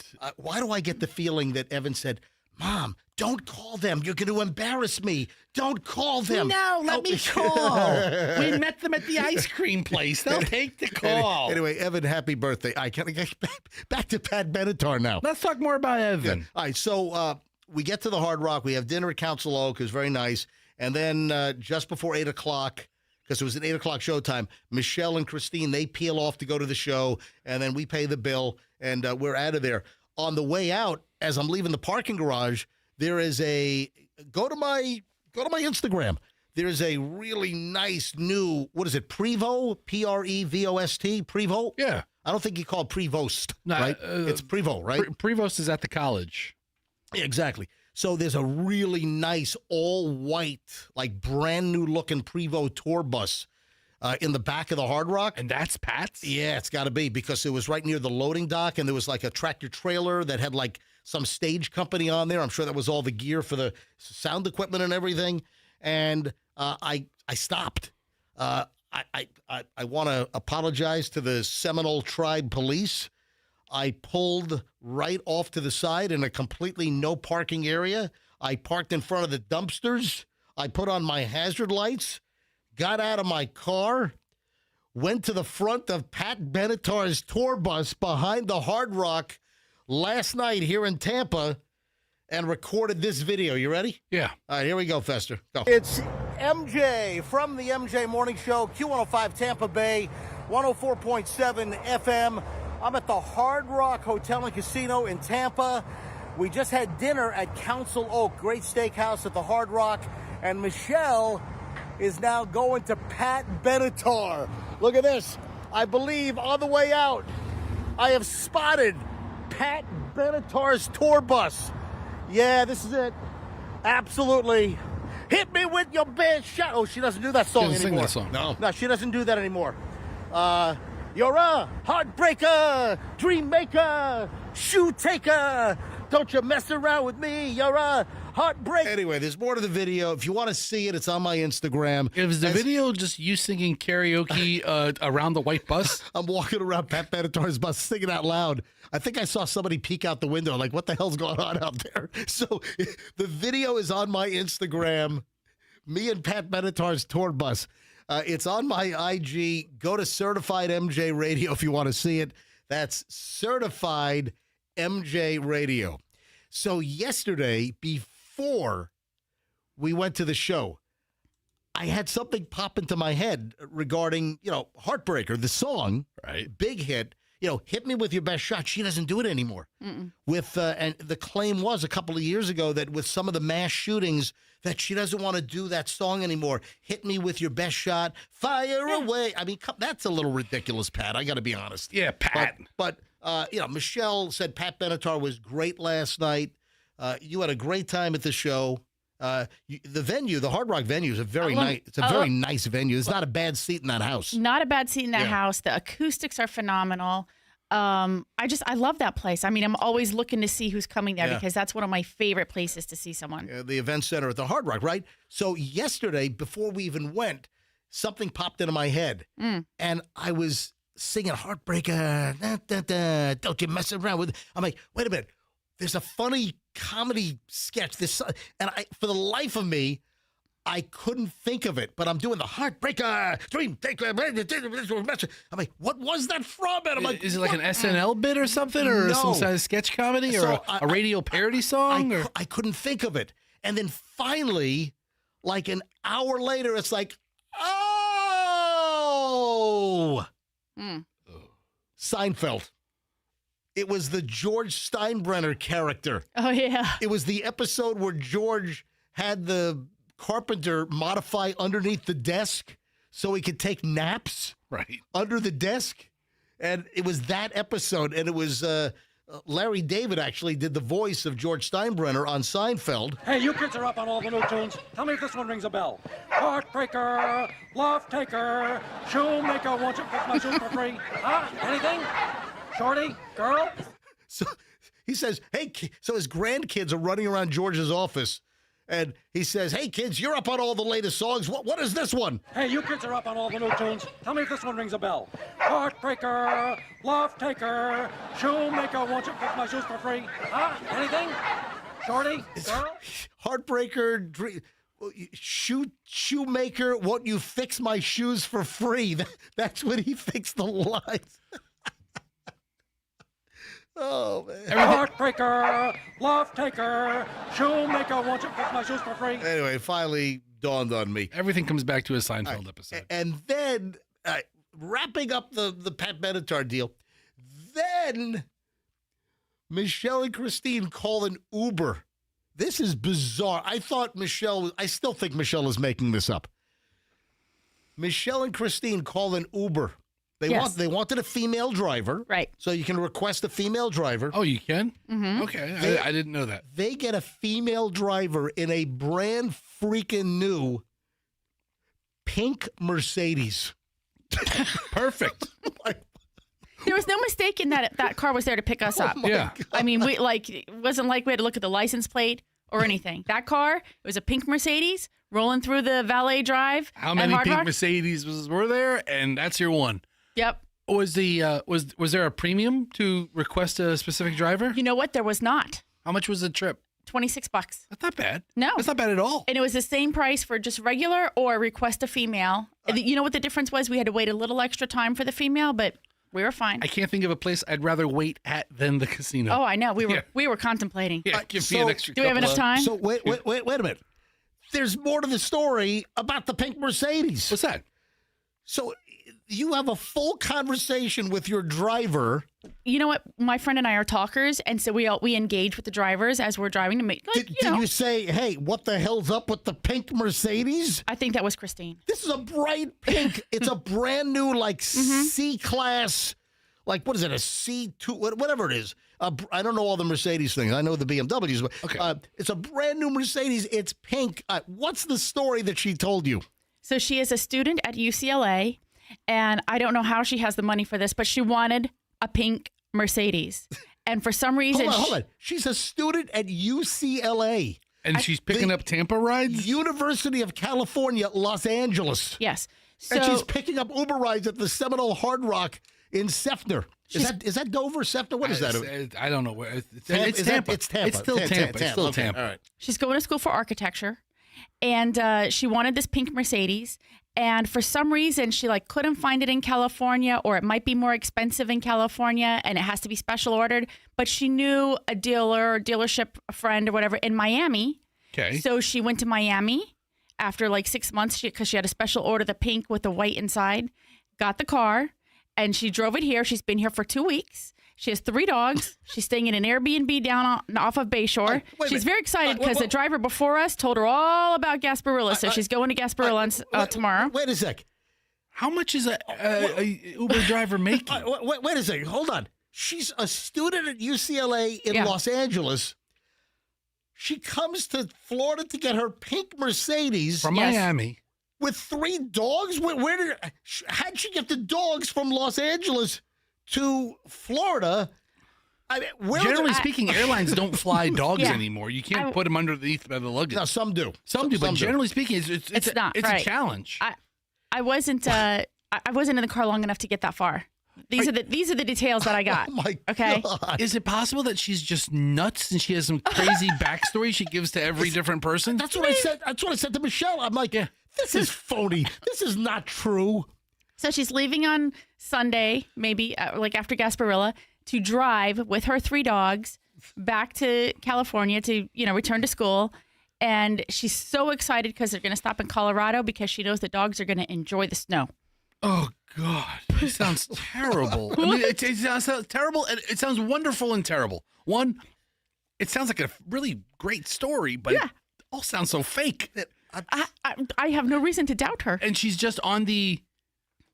I mean, she buys a brand new Mercedes. Yeah. And first thing she's thinking is, hey, let me try to get a bunch of strangers in here to drive them around. Oh, let me tell you, she had that thing like sealed up. It had all this like nice coverings like I've never seen on it on a car before inside. And she just said, the seats were covered? Oh, yeah. Oh, like grandma's house with the vinyl clear plastic on the couch? It wasn't quite vinyl, but it was very like the new updated your thighs vinyl. stuck to grandma's couch because she had the clear vinyl? I mean, she doesn't want to pick somebody up. I mean, you could have been 2 party girls from the casino and one of you could have had a reversal or something in the back seat of that new Mercedes. We tried to warn her about that, but she was like, no, she's not picking up anybody like that. I guess she can turn him down. She did say, it was interesting. She said that she had a problem registering her car to drive with Uber because they wouldn't accept the color. Like every time she would put it in. Pink? Yes, there was like a problem and she had to listen, I don't know, work around that. Can you imagine you get a brand new special order pink Mercedes and the first customer you pick up in the back seat? I mean, that's she's staying in an Airbnb in South Tampa. And she's booked Airbnbs all the way home because she's got the 3 dogs. She just said she never turns down an opportunity to earn some money. So she's here for 2 weeks and she was like, well, she's going to Uber around and, make some money doing that while she's here. Got a couple of friends that might have a couple of opportunities for no. Enterprising young lady. I don't think she was doing that kind of thing. I think it was, What? Yeah. Hey, I've got a new feature. It's the MJ Morning Show Dilemma of the Day. What are you laughing at? What's I think I'm gonna have our production and voiceover guy do like an official dilemma of the day. I don't think you need to. You did really good by yourself. Yeah. All right. So here's the question. I saw this. I'm like, you know what? This is a dilemma. And then I'm like, hey, it's the MJ dilemma of the day. If somebody gives you a cart at Aldi, are you supposed to give them a quarter? Yes or no? Oh. You're in the Aldi park. That whole quarter thing, man. I got It keeps the parking lot clean, I'll tell you what. Yeah, so, what do you think? I mean, if somebody gives you a cart at Aldi, should you give them a quarter, Fester? Yes or you're more the Aldi shopper here in the studio. Yes or no? Prolific Aldi shopper. Do you ever pass off your cart kindly, pass it, pay it forward kind of theory? Yeah. You do? Because here's the thing. For 25 cents, it's not worth my time or effort to walk back up to the store. I mean, if I'm 15 spots back, I'm not going to walk out, put all my crap in the car, and then walk it all the way back for a quarter? For a quarter. Okay. So you dump the cart. Yeah. Or let's say I find a straggler cart and no person's attached to it. So technically I got that cart for free. I'll leave it in the lot and let somebody else have it for free. Once I was at an Aldi lot, right? And there was what's the proper term for homeless people these days?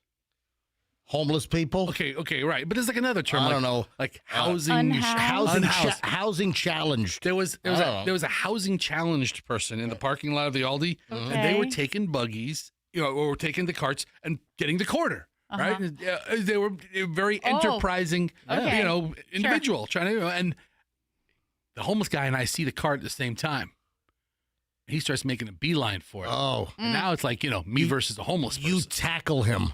I got there like a nanosecond before he did. And he's like, come on, man. And I'm like, hey, I'll give it to you on the way out. And I did. But if you take it from another person, you should offer the quarter. Many times, the person will say something to the effect of, don't worry about it, because it's a nice exchange, and it is only a quarter. But yeah, you should offer the quarter if you take it straight from another person. A couple of things here. Then we got a crazy story about that. Remember the dude Luigi Mangione? Do I remember him? The guy that should be free? There's a crazy. What are you talking about? We stop it, please. Free Luigi. No. Fester's Put him out on bond. Yeah, okay.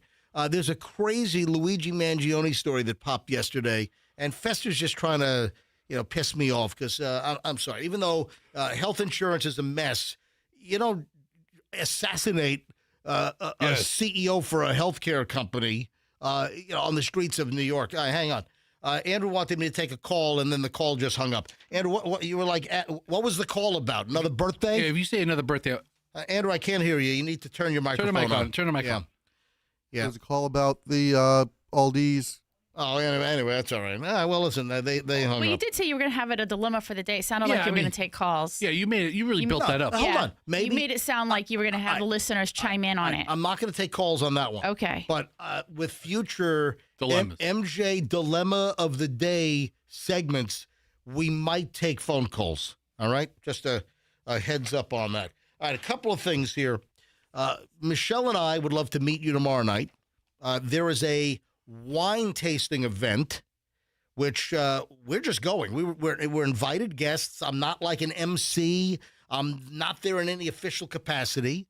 The owner of Bella Vino Wine and Cheese Shop in Bel Air gave me some tickets last year. I had such a good time. He said, "Hey, you want to come again this year?" So I've got no dog in the race here. Other than it's a great event. We had so much fun last year. I wanted to go back. What if they ask you to be the MC? What if they're like, hey, you ever go to a place just because you work on the radio? They're like, hey, can you make the announcements? I'm like, no, I'm not. Yeah, grab this mic. Yes, it's not. There is a Chevy Tahoe that's in the fire lane. License plate number. Florida tag. Florida tag. So, yeah, please move your car out of the fire lane at the Sheridan Sand Key, or else it's gonna be towed. All right. So again, I'm not I'm not official there. No, Michelle and I, we're gonna be at the Tiny Bubbles and Big Reds wine event, and this is an awesome event. It's in the ballroom of the Sheridan Sand Key, at Clearwater Beach, and it's amazing. There's like 150 wines and champagnes, and there are like 20 tables set up all around the perimeter of the room, and you get to sample. And we're talking about some phenomenal wines, and you just got to get tickets. The last I heard, there's only a few tickets left. So and it's catered. There are pasta stations, meat carving station, and then and cheeses, and it's really a well done event. Will they have crackers with those cheeses? I'm sure. Yes, they do. They have a whole the whole spread of cheese and crackers. And will there be Melba toast? I'm sure there will be. But no, we had such a great time last year. I said, Michelle, I want to go back. And then Brian, who's the owner of Bella Vino, he actually texted me, hey, you want to come to the wine event this year? I'm like, yep. So listen, I'm not like a featured person there, but listen, if you're an MJ Morning Show listener, I'd love to meet you. If you want to have a great night out tomorrow night, Saturday night at the Sheridan Sand Key for this Tiny Bubbles and Big Reds wine tasting event, there are tickets are like $150, and it's a total value, with what you get to sample. So if you want to come by and hang and meet Michelle and me, hey, we'll be mingling in the room. For a guy who doesn't have a financial interest, you sure are talking this up. Dude, I have no interest in this whatsoever. He gave me some comp tickets. That's it. Okay. No, I'm mentioning it because it's a great freaking event. Okay. All right. So if you are interested, and we'd love to meet you, Michelle and I would love to meet you tomorrow night, Sheridan Sand Key. Oh, you got to buy tickets, though. Just do a Google search for Bella Vino Wine and Cheese, Bel Air Bluffs. And then you can buy tickets online or whatever. Tell him MJ sent you. No, listen, maybe I'll see you tomorrow night. All right. But he's not the MC. Oh, and you know what? I had no response on the couch yesterday. Maybe I did it too late in the show. I don't know. I can't believe there is not a furniture store in the Tampa Bay area that doesn't want to have the official MJ Morning Show studio couch. Yeah. So if you look at the wide shot, Andrew, do me a favor. Put the overhead wide shot on MJTV. If you look at the corner of the room, the back corner on the right, there's a spot there, and I want to put a nice small couch, maybe a little end table or something. And I think it'd be nice to have a studio couch. And if there's a furniture store locally that wants to talk to us about giving a couch to the MJ Morning Show, every time we reference the couch, it'll be name furniture store here, couch. I mean, at least for 3 months. No, it will always be, whatever it is. If it's Jerry's Sofa City, hey. Look at this free sectional I found on Facebook Marketplace. Dude, free leather sectional plus coffee table. That won't even fit in the room. That's a huge sectional. Close. No, it'd be close. No, that's not going in here. Okay, I'm on Marketplace. I'll find something. We need a small couch for the room, and whatever furniture store donates a couch to the MJ Morning Show brand new studio. You want a leather couch or a fabric couch? It doesn't matter. Oh, probably leather. Listen, leather? Okay. I think so. I want to pick something. I like People are messy. I'd like to have a choice. Is it going to be like really modern? Because I don't like modern furniture. No, it doesn't have to be. Listen, hopefully we'll have options, but if there's any furniture store that wants to be the official couch supplier in the new MJ Morning Show studio, then email me. Stop the search. Send me an email, mj@mjmorningshow.com. That's mj@mjmorningshow.com. Look at this couch I found for $40 on Facebook Marketplace. Listen, I'll go pick it up today. Dude, that's loaded with lice. Probably. That's got crotch lice in there. That couch has crabs. If it doesn't, it will. And chinch bugs and bed bugs. $40 on Facebook. No, I want a new couch in here. I'm not buying something off a Facebook Marketplace with somebody's butt farts on the couch for the last 15 years. All right? Oh, can we talk about yesterday? What happened yesterday? The meeting. Sure. All right. So, and then I got to get to like some real news items here. I got a lot of big stuff. So yesterday, I mean, the phones haven't worked successfully for any length of time since we've been in the new studio. Yeah. So what happened was, and every radio station has this problem. What has coincided with our new studio, just prior, they put in a new phone system, which had already been in use in some of the other radio station studios. And then as soon as we moved to the new room, we came off of our old, phone lines, the old copper lines, and we went to this new digital IP phone system. And it's been a problem. It's at least once a week. It's busted. It doesn't work. This week we had broken phones on Wednesday and Thursday. So what do you want to say about it? So, Michelle, yesterday morning, all the morning show hosts. Oh, yeah. Got together, a meeting of the minds. And what they were like, we should all walk down to Big Ron's office after the show. Orlando called it the Million Man March. Orlando busted our studio right at like 9:58. Oh, yeah. Let's go. Are we doing this? Yeah. So now, who is the de facto leader of this tribe? Well, I suggested it. Yeah.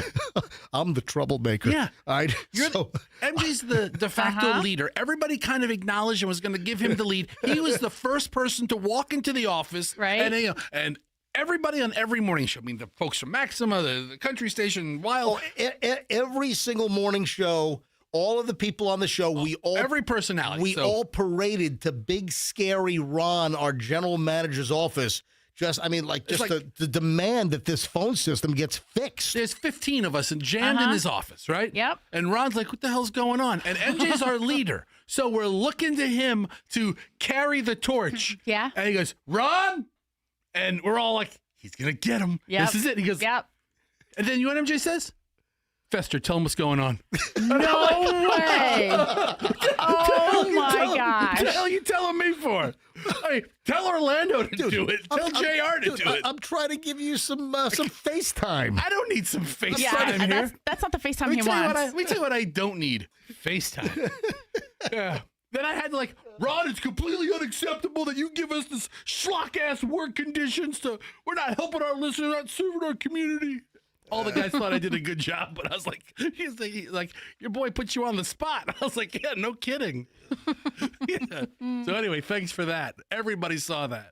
Unbelievable. So we get the nuttiest stories in Florida, obviously, and the Tampa Bay area is, ground zero for a lot of these stories.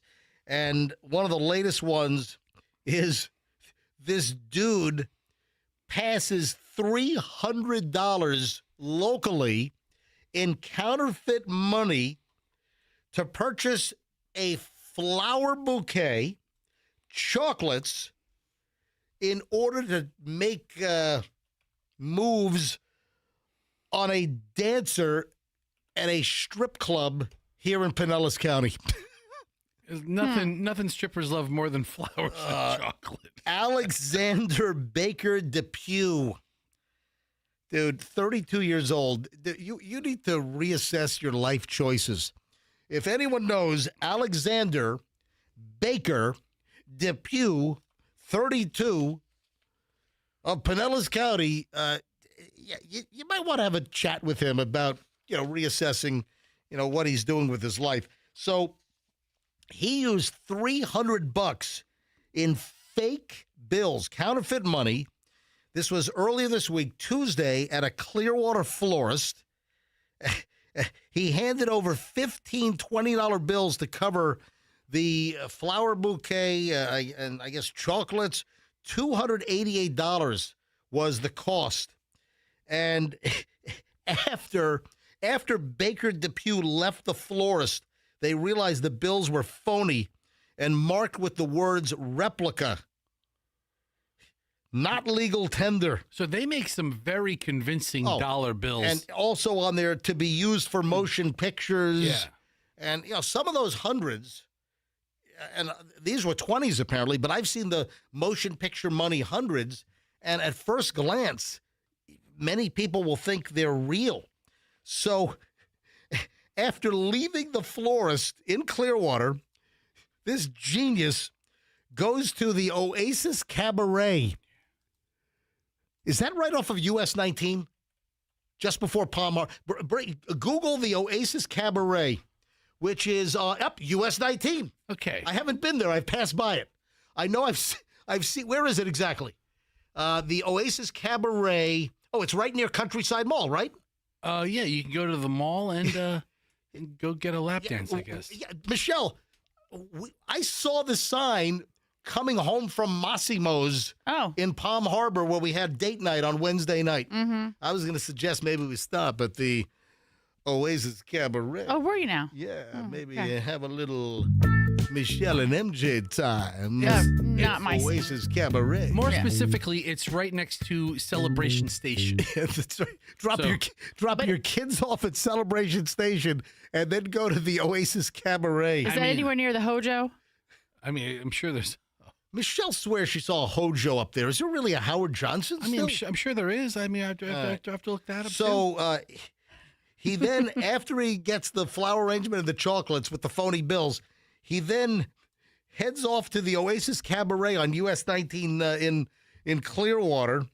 And by the way, I guess it's a topless, full contact entertainment facility. That's how they advertise the Oasis Cabaret. That's how Celebration Station also advertises. Yeah, Topless full contact. The go-kart attendants.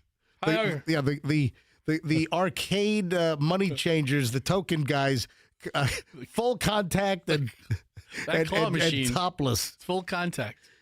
So at the Oasis Cabaret, topless full contact entertainment facility, that's where the woman who apparently he had a crush on. Does he give her stage name? Worked. Is she named after a car or a color? So at the strip club, this Baker Depew tried to pay his bar tab also with the phony $20 bills. They called police. They realized. So the florist got duped. But I guess the folks at the bar at the Oasis Cabaret, I guess they're highly trained. And they're on the lookout for phony bills. So they called the cops, and then he told the Clearwater police when they showed up, I didn't know that the bills were counterfeit. He had $400 more of these counterfeit, these replica movie money $20 bills in his pocket. You can buy a whole stack of them. Yeah. So when Clearwater Police then asked him about his bouquet and chocolate purchase, he admitted to obtaining the merchandise from the florist in order to give it to one of the dancers at the Oasis cabaret in Clearwater. I think he would have been better off if he just gave her the money. So we don't give her the fake money. It's always how you get it in with the strippers. Right. So she wouldn't have recognized it probably, and then So we don't know whether the stripper and he have any kind of a relationship or a friendship, or if he's just like some kind of creepo stripper stalker. We don't know that. So also when they did a body search on him, they patted him down. They also were able to hit him with additional felony counts because the body pat down turned up cocaine and methamphetamine. Last we saw, he was being held in the Pinellas County Jail in lieu of a $21,000 bond. Michelle, you want to hit up the Oasis Cabaret, baby? Doesn't sound like my kind of thing. How about if we'll go to the Celebration Station, though. That sounds like fun. You know what? Instead of going to the Oasis Cabaret, how about we go to the wine event and have some Cabernet? That's much better. Thank you. Yes. You ready for some Timothy Chalamet news? Chalamet. You're just doing this story because you like to say the name like that. Doesn't Adam Sandler say it like that? I'm not sure. And everybody mocks it, and it's Timothy Chalamet. And it's really played out, but we're going to keep doing it. So we watched Marty Supreme. Starring Timothy Chalamet. So the problem is he's a young actor. Yeah. And I fear that I'm going to have to hear this for the rest of his life. You are. Yeah. So almost, I wish him an early demise. Hey, just Andrew, don't have to hear people say his name like that. Andrew, oh my gosh, Fester. I don't care. I don't care. That's I morbid. don't care. I'm never going to meet the guy. He's not my friend. You're a ghoul. Listen, if people stop saying his name. I'm getting more and more complaints about your morbid, ghoulish behavior. Let's start taking calls on it. All right. Hey, Andrew, can you find Adam Sandler saying Timothy Chalamet? Oh, my God. If you can find that. I want to play that over and over again for Fester. All right. So we saw Marty Supreme.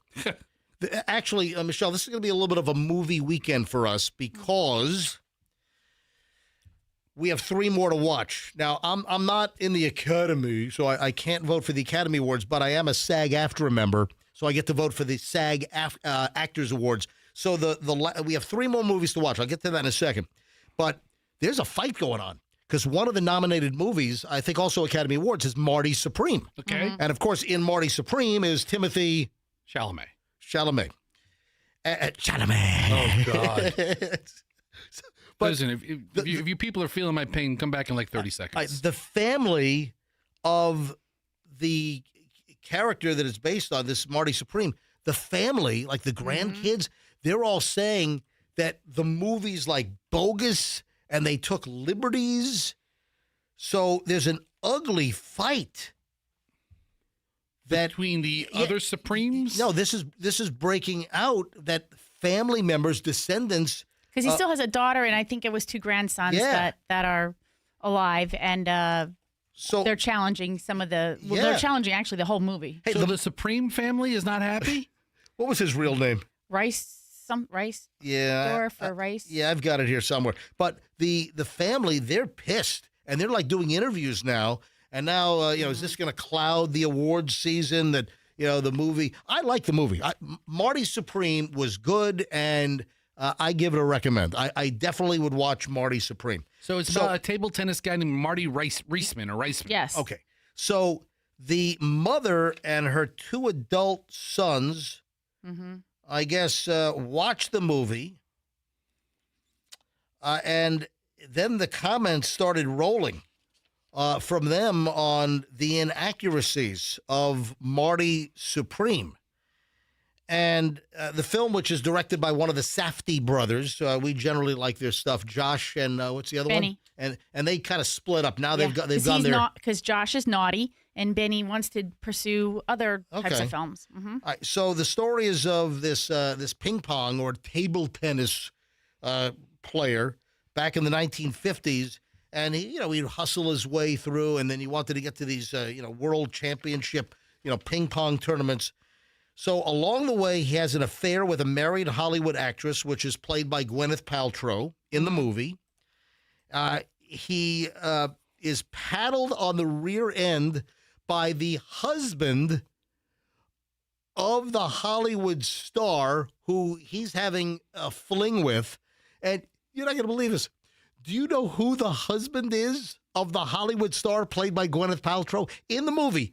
Do you know who plays the part of the husband? The Rock. No. Who? I don't know. It's the dude from the Shark Tank. It's Kevin O'Leary. Is he really? Yeah, I had no idea. Mm-hmm. It's like, what? What's going on here? That's the guy from Shark Tank. So Kevin O'Leary's I'm out. paddling Marty Supreme in the movie. Mr. Wonderful. He has Chalamet drop his pants, and he's paddling him on the butt with a ping pong paddle. All right. There are a number of things here. So are they saying all of these are made up events? Are they mad that the writers took creative liberty? In the movie, he's portrayed as somewhat of a violent, law-breaking, mischievous kind of guy who has this affair, and he has two affairs actually. Got his girlfriend pregnant. She was not his girlfriend. She was a schoolhood friend that was married to someone else, and that's an issue for them because they're saying that didn't exist. Right. So all these like major scenes in the movie, Marty Supreme's family is saying that didn't happen. That didn't happen. That didn't happen. Numerous film critics, according to the Daily Mail, have used the word sociopathic to describe the ruthless young man played by Timothy Chalamet. Yeah, anyway, Roger Reisman, the real-life Marty grandson and one of the trio who went to the screening, says that seeing his beloved grandfather portrayed in such a light was nothing less than surreal, but together they all agreed to speak to the Daily Mail exclusively, and they say they have to stand up for their grandfather. And they're saying that a lot of this stuff just never freaking happened. They may not know everything about their grandfather's life. I mean, looking back, it's based on a book. Yeah, I mean, he wrote the book. But these other facts had to come from somewhere, and they didn't. They didn't exist. He's a self-described hustler, and he's in a. They may not know everything about their grandfather. Hey, Fester, Michelle tried to buy the book. What's the name of the book? The Money Player. The Money Player came out in 1974. All right, so listen. Michelle tried to buy the book. Sold out. It's out of print.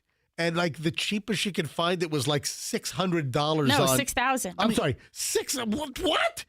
The cheapest she could find the book is $6,000. I mean, think about that was on eBay. A book that a tennis table guy wrote 50 years ago. Yeah. Of course, it's not in print anymore. Right. But now there's a demand for it. Also, you can just download the PDF somewhere. Yeah. Which is probably what I'll do. Listen, when you sign over the rights to have somebody make a movie about you, especially when there's not a ton of stuff known about you, right? You got to understand there's going to be creative. The Marty Supreme family, the Reisman family, not involved in the filmmaking. They're not making a penny from the movie. Grandson Josh, 43, a youth sports soccer coach, told the Daily Mail, I think the reason we were never included was maybe there were things in the movie that they were going to portray that we would not have approved. Who cares? Maybe they didn't want to share it in a creative process, and maybe they didn't want to share it because they didn't want the family to say, what? No, you can't do that. That's not real. All right, I don't think of movies as documentaries. Like, documentaries should have factual stuff because it's a documentary. The family says we knew of no affairs, no pregnancy, while he was once married to another... she was once married to another man. That's the one that got pregnant. Anyway, so the family essentially is saying that we're aware of like none of the scandals and controversies in Marty Supreme. Yeah, guess what? I'm not aware of any of my grandfather's affairs. Okay. All right. Hey, how many of your grandfather's affairs do you know of off the top of your head, MJ? All right, none. So, Michelle, what are quickly, I got to move on. The Luigi Mangione story, this is nuts. The 3 movies we have left for the SAG Actors Awards, we have to watch 3 movies. I'd like to do it this weekend. Just get them out of the way. I think well, voting is open. Don't I have to get my votes in by like the 17th of February or something or whatever. We have a little time. Mm-hmm. But what are the 3 movies that we still have to watch for me to vote? Frankenstein. Yep. Julian said he turned it off. Listen. Oh, did he? Yeah, Julian said that he. Oh. Julian said he turned it off after half an hour. I don't know if that bodes well. So we got to watch Frankenstein. What else? I forgot now. Song Sung Blue. Sweet Caroline. Ba, ba, ba. So that's the Neil Diamond story. Who plays Neil Diamond? I don't know. I don't really know a lot about that movie, other than Kate Hudson. I think is playing the female lead in that. All right. So we got to do song. Well, Hugh Jackman is the impersonator of Neil Diamond. Is that who you're asking about? Hugh Jackman is Neil Diamond. So this okay. All right. Is that right? I haven't seen Song Sung Blue, but from what I get is it's like a guy who's doing a Neil Diamond inspired show.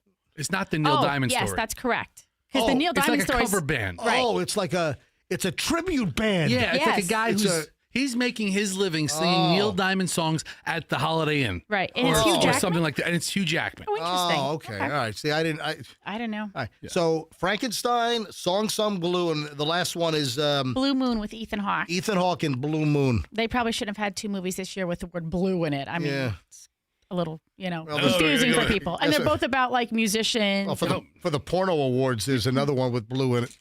It's blue. Different spelling. Okay. Different spelling. Song Sung Blue is had a totally different ending. All right, so we'll be watching. I'm gonna go to Gasparilla. We'll watch Frankenstein during.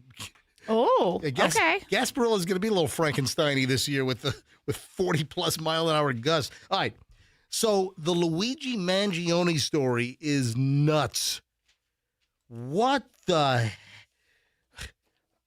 man with a pizza cutter apparently tried to impersonate an FBI agent and break Luigi Mangione out of jail. What the hell? Mark Anderson. Oh, man, that's the name of the dude we had to deal with in St. Louis. That guy. Was that his name? Yeah, Mark Anderson. He was the program director in St. Louis. That was a pain in my ass toward the end. Yeah. Oh. Yeah. Mark Anderson, a 35-year-old Minnesota man, was arrested at the MDC Brooklyn. That's that detention center where they held Diddy. And that's where Jeffrey Epstein, Guy goes to the Brooklyn Metropolitan Detention Center and apparently was arrested after prison workers asked for his credentials as he shows up and tries to pretend he's an FBI agent. All he did was hand over a Minnesota driver's license. He claimed he was an FBI agent and was in possession of paperwork signed by a judge authorizing the release of a specific inmate. And the specific inmate was Luigi Mangione, the dude that shot the United Healthcare CEO in the back in Manhattan. What would they have done if he would have got his hands on Leo? But listen, or Luigi. So when the guy's detained, they found one of those red-handled pizza cutters on him. I have both kinds of pizza cutters, and I don't like that kind. The rotary. I have the one with like the stick and the cutter. I like that. Yeah. But the handheld pizza cutter, I just don't like that. Yeah, that's like that. It's kind of like that little scooter, that like rollerboard with one wheel. You know, that's. I don't like that at all. Yeah. What is going on here? A pizza cutter lunatic pretending to be an FBI agent tried to spring Luigi Mangione out of the Brooklyn Detention Center. I mean, you give him an A for effort, right? And this is farther than anybody else has gotten. So Anderson, this Mark Anderson guy, is actually a New York City pizzeria employee. So he had the tools of the trade. Oh, my God. Had flour on his shoes when he showed up. I don't know about that. So, I mean, what? I mean, this is nuts. So staff, prison staff that was guarding the intake area searched his bag after he claims he's FBI. He's got an order from a judge to release this inmate. So they searched his bag, they found a barbecue fork and a round steel blade that was one of those, newfangled pizza cutters. Yeah, that's what the pizza cut, a round steel blade. He presents this stack of papers allegedly from a judge ordering the release of Luigi Mangione. And anyway, he was arrested, charged with impersonating an FBI agent. The hell's the matter with this? I mean, you can't make this crap up. Showing up with a pizza cutter and a barbecue fork? Those barbecue forks are weapons, man. They really are. Double-pronged knives. Yes, I'm here to spring Luigi Mangione. I work for the FBI. Apparently, this Anderson guy from Minnesota moved to Manhattan for a job opportunity that fell through, and he got a job to, I guess, make money at a pizza parlor. He's described as a lunatic Luigi Mangione fan. Yeah. Yeah, he's no, seriously. That's how he's described. Yeah. He's a crazed Luigi Mangione fan, 100% right. So does he stay now at that same jail? Is it possible he'll get to meet Luigi? No, I don't think he's going to be housed there. I don't know. Is it a federal crime because he tried to break into a federal place? Yeah. Right.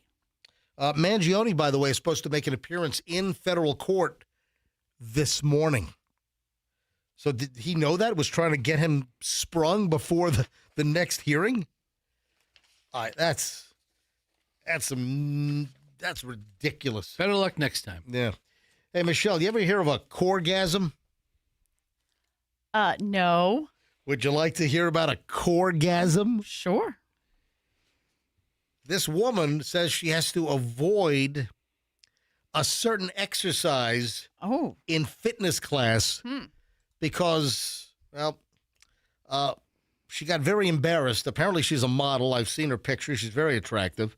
25 years old. Oh. Do I sound creepy? I'm just saying, she's attractive. There's a fitness model by the name of Sarah Lloyd, and she does intense training. Mm-hmm. 25 years old, goes to the gym every single day, but during a recent group fitness session, she panicked after a specific ab exercise, I guess, jammed up her oxytocin levels, and she had to fight back, having an orgasm. So she's doing abs, she's doing core work. So that's where, that's why this term, coregasm came from. And what's the exercise? Tell me all about it. She found out they were doing leg raises. After doing about 10 of them, I started to feel a tingle in my body. I thought, surely that's not how it's meant to feel. It's not, and don't call me Shirley. I was sweating, and could feel a similar sensation to what I'd normally experience in bed. As I noticed the climax building, I panicked and had to stop.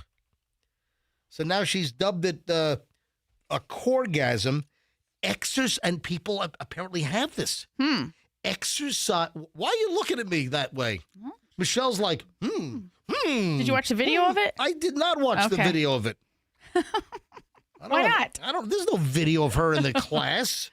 So she doesn't. She's not posting it online. No. So Okay. there are, I guess, exercises that have caused some to have an orgasm, and they're Fester, called. have you ever done an exercise that caused an orgasm? Yeah, I actually it's Yeah, lunch. So It's lunch. Not funny. It's like I had a whole joke lined Hey, up. my wife laughed. I had a whole joke. She's laughing. She's laughing at my reaction to your comment.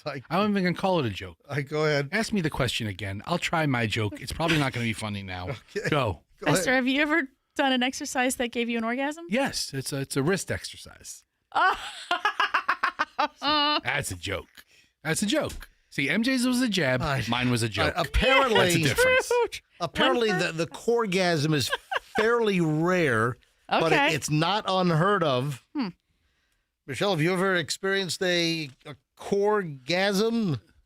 I think I said no. Yeah, it's the second time you asked the same question. You only paused in Corgasm. Uh-huh. Should I get a different answer? Well, all right, fine. Michelle, have you ever experienced the corgasm? No. Keep asking it different ways. Maybe it'll change. I mean, I have heard of people I guess this is like the runner's high or something. Oh. There is I've never had this runner's high because I don't run. But yeah, I know there's like you run to the buffet. Then I have a never mind. But I have a buffet-gasm. A buffet-gasm. All right. So we coming home from Pat Benatar last night, and I picked up Michelle. So we told the story about the pink Mercedes Uber driver last night, right? Mm-hmm. So, Michelle's friend lives on Davis Islands, so they did a two-stopper. They had Michelle had the Uber drop her off at the Walgreens on Platte. Okay. Yeah, just before you go over to Davis Islands. Okay. So I left the house and I picked up Michelle at the Walgreens, and I was there I didn't make you wait. I was waiting on you guys. Yes. Right?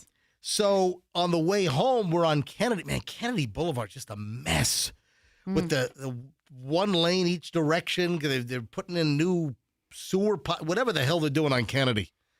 And I know they preliminarily, I think they approved like nearly $100 million, right, for the South Howard drainage project as well. Anyway, we're on the way home. We're on Kennedy, and luckily it was late. It was after 10 o'clock, and the traffic wasn't bad. And right in front of us was one of the self-driving Waymos. Oh, yeah? Yeah. Mm-hmm. Was there a person in it? Yeah, they're still doing the tests where the people are driving the cars around. Listen, I assumed there's someone in there. I did not. The car was ahead of us, so I never got a chance to pass the Waymo. But we did see one, and this brings up another. I can't wait for Waymos to run over kids in Tampa Bay area. Well, listen. Stop Dude, it. listen to this.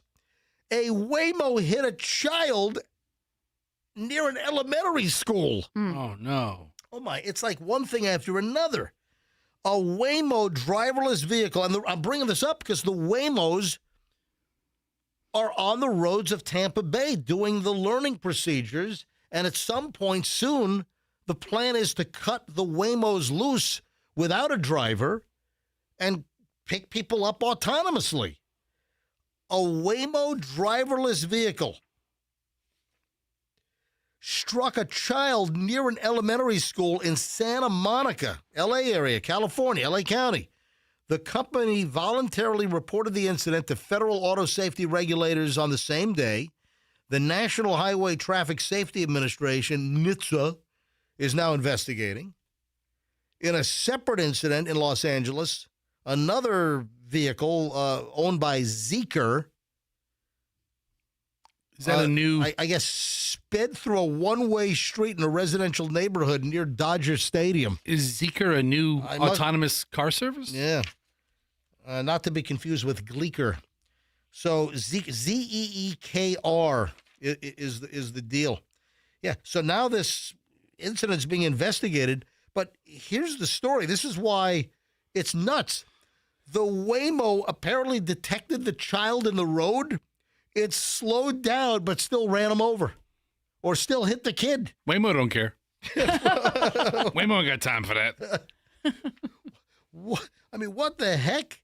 Waymo said its robo-taxi struck a child at 6 miles an hour after braking hard from around 17 miles an hour. The young pedestrian suddenly entered the roadway from beyond a tall SUV, allegedly moving into our vehicle's path. Waymo said its vehicle immediately detected the individual as soon as they began to emerge from behind the stopped vehicle. Following contact, the pedestrian stood up immediately, walked to the sidewalk, and we called 911. The vehicle remained stopped, moved to the side of the road, and stayed there until law enforcement cleared the vehicle to leave the scene. So I guess the kid's okay. It didn't mow him over where the kid flies over the roof. It bashed into the kid allegedly at 6 miles an hour. But, dude, you get hit by a car at 5 or 6 miles an hour, that's going to leave a mark potentially. So, I can't wait. Do you think when the Waymos are turned loose without, the test mode with the drivers inside? I've seen them now half a dozen times. on the roads of Tampa Bay. So do you think, should we take like bets? Should we do, over under? Should we do, of things that Waymo is going to be involved with once they're autonomously running in the Tampa Bay area? I tell you what. How many people will it run over? How many one-way streets? Is it going to drive the wrong way on the Howard Franklin Bridge? So, yeah. Once Waymos go autonomous, Mm-hmm. we've got to start, I don't want to use the word terrorizing loosely. But we got to find a hotel or something. You want to do one of those deals where we get 50 of them or 100 of them. All the Waymos are all clogged up in a cul-de-sac, like what happened out in San Francisco? Yeah. Well, we'll stop a business. We'll shut you down. Everybody order it. But we need don't we need 50 accounts? We all have to order them within a minute of each other. Yeah, that's how they did it in San Francisco. That's how we're going to do it here. Yeah. All we got to do is find a place and a couple of accessories. Hey, Get all the employees here on board. You want to hear something interesting? Employees here don't have smartphones. It's not a... You want to hear something interesting? I get a text from the owner of the pizza box. Michelle loves this story. I get a text yesterday from Adam. He and his wife own the pizza box in downtown St. Pete on Central Avenue. Right. And that's one of the best pizzas in town. I mean, it's one of the best pizzas in the state. I mean, it is a legit pizza, wood-fired. Michelle and I love the pizza box. And on a not-so-distant visit, we also discovered one of their apps, which is the meatballs. And they make this special meatball with sourdough. Oh, you said apps like appetizers. Yes. Oh, I thought you said apps like they had something on your phone. No. We discovered their app called Meatballs. I'm like, Meatballs? What a good name for a pizza place app. It's the app. It's the appetizer. Oh, okay. So All right. They have these meatballs, which are amazing. And then they throw the cast iron skillet that they serve it in into the 700-degree wood-fired oven. And you get this bark and this char on the outside with tomato sauce and ricotta. And, I mean, it's incredible. Can you stop? You're making me hungry. I know. Michelle is craving the meatballs at the pizza box. Okay. So on Monday's show, first of the week, we're talking about my birthday dinner. So of all the places I could go for birthday dinner, I wanted pizza. So went to the pizza box, and we've had the meatballs numerous times prior. We ordered the meatballs, and we talked about it on the show on Monday.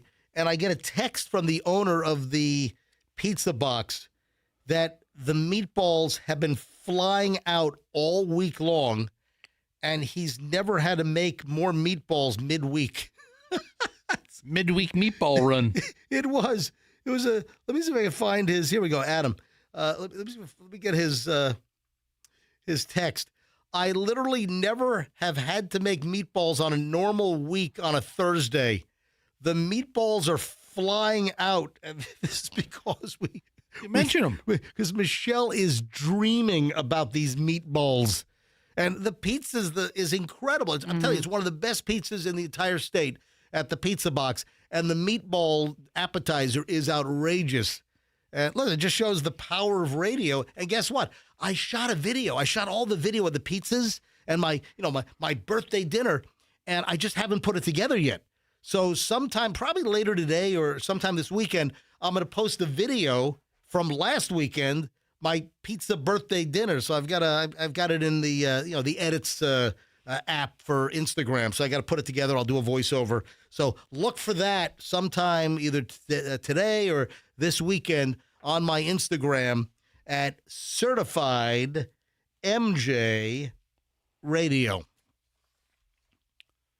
I will. Do you remember the Dr. Pepper jingle that young woman created, and then Dr. Pepper saw it online and they used it in a commercial? Yeah, it's kind of like a soulful Dr. Pepper. It's clean and good or something, or fresh and good, or crisp and good, or crisp and clean, something like that. Hey, Andrew, it's so good you can't remember the jingle. I remember. I mean, I can't sing it, but I recall it. Yeah. But it's like, Dr. Pepper, so crisp and clean and good. And... Andrew, do you have the original up? But what's going on now is people are trying to create jingles now for other sodas. Oh, sure. There's this, hoping that there's a boutique market for this now. Everybody's trying to come up with a, Mr. Pibb, your burps taste better. You can come up with an endless amount, and then Mr. Pibb uses Mr. Pibb, your burps taste better in a Super Bowl ad. I mean, that's a good one. Everybody with should be doing something like this. Romeo Bingham was her name. Listen. Dr. Pepper, baby, is good and nice. Dr. Pepper, baby, is good and nice. Dr. Pepper, baby, is good and nice. Good and nice. That's good. And nice. And it's catchy, man. That'll stick in your head. So she's just like an internet content creator, comes up with this jingle for Dr. Pepper. There's a little tiny percentage of me that says maybe this was engineered, and No. Even if it was, good for her. Yeah. No, what I'm saying is, listen, the deal these days is every agency, every marketing company, they want something to go viral. That's good. Oh, Right. they don't want the stuff that's bad to go viral. But if a marketing agency found her and she... No. What I'm saying is, what if it was all manufactured? What I know that's what you're saying, what if but they're I'm trying- saying I don't think that would possibly be the case. Fester, do you think some ad agency actually created the jingle and then gave it to this influencer? I don't think it was backwards. He's trying to start a conspiracy I don't think it theory. was backwards engineered like that. Right. I think she created it, put it out there, somebody saw it, and harvested her thing. Found its way to Dr. Pepper, and they were like, hey, that's a great idea. But it's catchy, and now we have people that are now trying to cash in, and you have people online on social media. They're trying to do their own jingles now for other drinks. They're trying to emulate this. Dr. Pepper, baby, is good and nice. Dr. Pepper, baby, is good and nice. Dr. Pepper, baby, is good and nice. Good and nice. You ready for some other attempts? Absolutely. All right, so I saw this online that with the advent or the story about the Dr. Pepper jingle, and then it made it on TV as a real commercial during one of the playoff games, one of the football games. Yeah, exactly. A couple of weeks ago. It might be in the Super Bowl. Maybe it is. So now additional TikTok and Instagram and social media creators are trying to jump in on the action and creating other jingles, not just for soft drinks. Well, we even hypothesized about this because we came up with Preparation H. All right, Makes your ass feel good. Well, maybe we can come up with some more. So here's one for Coca-Cola. And can I suggest that you actually sing into a microphone? All right, listen to this one. It ain't soda if it ain't Coca-Cola. All right. It ain't soda if it ain't Coca-Cola. It ain't soda if it ain't Coca-Cola. Oh, no. All right, dude, I don't think that one's going to make it. Yeah, you're not going to Hollywood. Yeah. Not too many ain'ts in jingles. Yes, Andrew. In his defense, he was recording into his phone. The recording we hear is his daughter standing feet away, recording him doing that. Okay. Well, how about they put up the actual recording that he did directly into his phone? Because he's I saving don't know why. He's saving it because he thinks that's his ticket to fame and fortune. And the daughter surreptitiously that right shot it on the side. Right.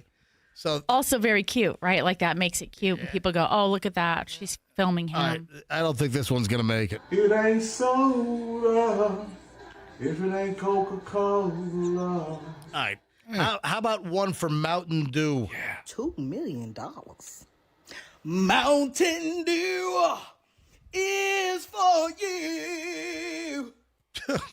That's it. I mean, it's great. At the beginning, $2 million because there was a rumor going around. Is that how much they paid that girl? That's just a rumor, though. There's no confirmation. No, there's a rumor that this Romeo Bingham that did the Dr. Pepper jingle that they picked up, that she got $2 million, and I don't believe that for a second.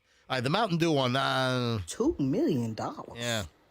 Mountain Dew is for you. Nah. and Crush, like Orange Crush. $2 million? Dr. Pepper? I got one even better. Sweet, loud, fruity rush. That's not love. That's a crush. All right. You know what? I want a Waymo to run that guy over. You know what? I mean, they're trying. They're trying. Do you have any other jingles you'd like to, kind of float by us? Just kind of spitball. I mean, every product you could come up with a song for. I mean, now what's your favorite soda? Oh my God, I'm so glad you asked. Yeah, sit down. This is going to take a while. All right, we stop. I mean, I'm a big fan of all varieties of root beer. Oh, Barks, Mug, A&W, Dad's, A&W. What about IBC? IBC. Listen, hold on. IBC seems expensive because it's in the glass jars, right? Right. When you break it down to a per bottle price, if you got IBS, do IBC. That's brilliant. You like it? And then we can split the commercial time with an IBS medicine. There we go. Oh my gosh. So juvenile. I love it. That's what we're here for. What do you expect from us? I'm here for the juvenile joke. Come on, Michelle. What do you expect? What from product us? do you have, Michelle? I really don't. This is not my area of expertise at all. Speaking of social media, do you know that there are a lot of people that are uninstalling TikTok? Uninstalls for TikTok have surged over 150% after the app was taken over by U.S. interests. Now, has that happened already? Well, there were yes, there were a number of technical glitches. All right, here's what we know. U.S. users are deleting TikTok at a rapid rate following the app's transfer to U.S. ownership, with removals jumping nearly 150% in the 5 days after the deal, according to Sensor Tower data shared with CNBC. While the surge hasn't led to a major loss of U.S. Users, the wave of uninstalls could be a sign of trouble for the new U.S. TikTok venture. Users shared their reasons for uninstalling on social media, with many citing TikTok's updated privacy policy, including language stating that TikTok may collect data like racial or ethnic origin, citizenship or immigration status, and sexual orientation. Yeah, it sounds like a lot of urban lore. CNBC noted that, read the user agreement. CNBC noted that the language does not appear to be new and can be found in an old version. So apparently this was in the Chinese version as well. I would think that... I don't think they're sending ice to your house over TikTok videos. Listen, I would think that the fact that China, that the data collection and the servers, which allegedly are now in the U.S. and not in China, and the Chinese Communist Party not potentially part of, sending people down rabbit holes or censoring material or filtering certain things or pushing material on individuals, and all the data collection that the Chinese communists had access to. I would think that in U.S. control, that people would feel better about security. And then quickly here, there's with I guess the TikTok movement, you got to look into this. I have not looked at it yet.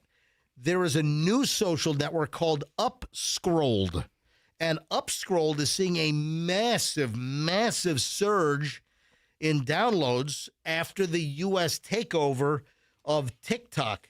And I guess this Upscrolled is described as like a combination of like Instagram and X. You can share photos, videos, text posts, and it's kind of an amalgamation. Both of these headlines are traps. They make percentages look good. Anyway, 150%, big deal. Bottom line, TikTok. Oh, and then apparently there were some TikTok glitches, and I don't know. I'm still not going on TikTok, folks. See my award-winning content on my Instagram at Certified MJ Radio. That is Certified MJ Radio. Oh, you know what Costco's hiding? There's an item that Costco is hiding now, taking them off the shelves in the store. Oh, it's like something you sell? Hang on, yes. Oh, it's not like the mobility scooters. We'll get to that coming up in just a bit. Stand by. An alteration to the Sweetheart Candies for Valentine's Day is happening. Dangerous driving. There's a lot of stuff we got to get to. Oh, and Sheriff Chronister is going to join us next. Hillsborough County Sheriff Chad Chronister with obviously Gasparilla tomorrow. All that next on the MJ Morning Show. Final hour with a lot of stuff they got to cram in before we shut things down for the week. Minutes away here on the MJ Morning Show on Q105, 104.7 FM. You know what's a great thing to do this weekend? Go buy a Ford. Go to Veterans Ford and walk in and go, "Yar! I'm here to pirate a Ford. I'm going to make the sales team walk the plank if you don't give me a good deal on a Ford at Veterans Ford. Yar! Plunder the rebates." Yes. Listen, talk about plundering the rebate. You got to hurry. There are up to $7,000 rebates on brand new Fords. There is 0% financing on many, many models at Veterans Ford. If you want a kick-butt lease deal, and you got to hurry on this, brand new Ford F-150 STX trimline pickups, $489 a month lease. Sign and drive. There's no money down. A $489 a month lease plus your county tax. This is a no-brainer. Folks, you go to Veterans Ford, tell them you want the MJ deal. Veterans Ford, line bar on the Veterans Expressway, and tell them that MJ sent you. There is a new name in air conditioning in Tampa Bay. Well, that's kind of half true. Let me tell you why.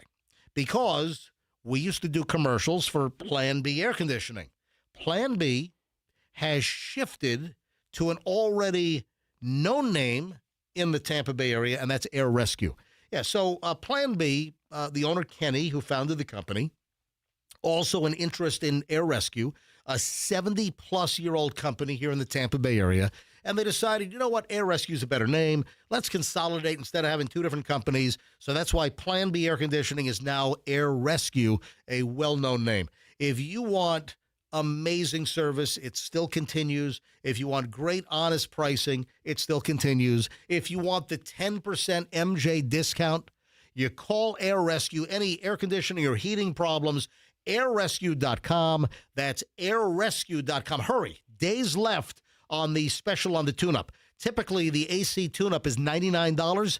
They'll do it for $29. You got to call today because it expires at the end of the month. Hurry up. airrescue.com, 888, never wait, and tell them that MJ sent you. Traffic's on, and the MJ Morning Show is back in a minute. Stand by. In Tampa.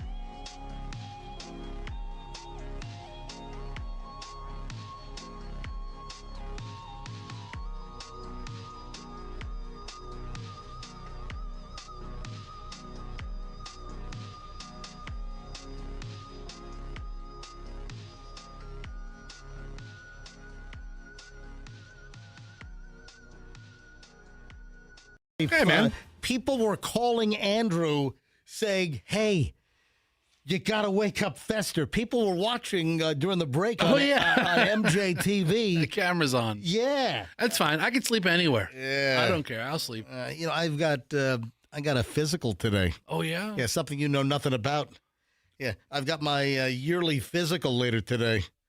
So, Okay. I got a whole pile of stuff we got to get to. First, though, it is Gasparilla weekend. We had earlier this morning in the 7 o'clock hour, we had Tampa Police Chief Lee Burkaw on. And now joining us, a major part of security operations, it's Sheriff Chad Chronister, Hillsborough County Sheriff's Office. Sheriff, welcome back to the MJ Morning Show. Good morning. Always great to talk to all of you.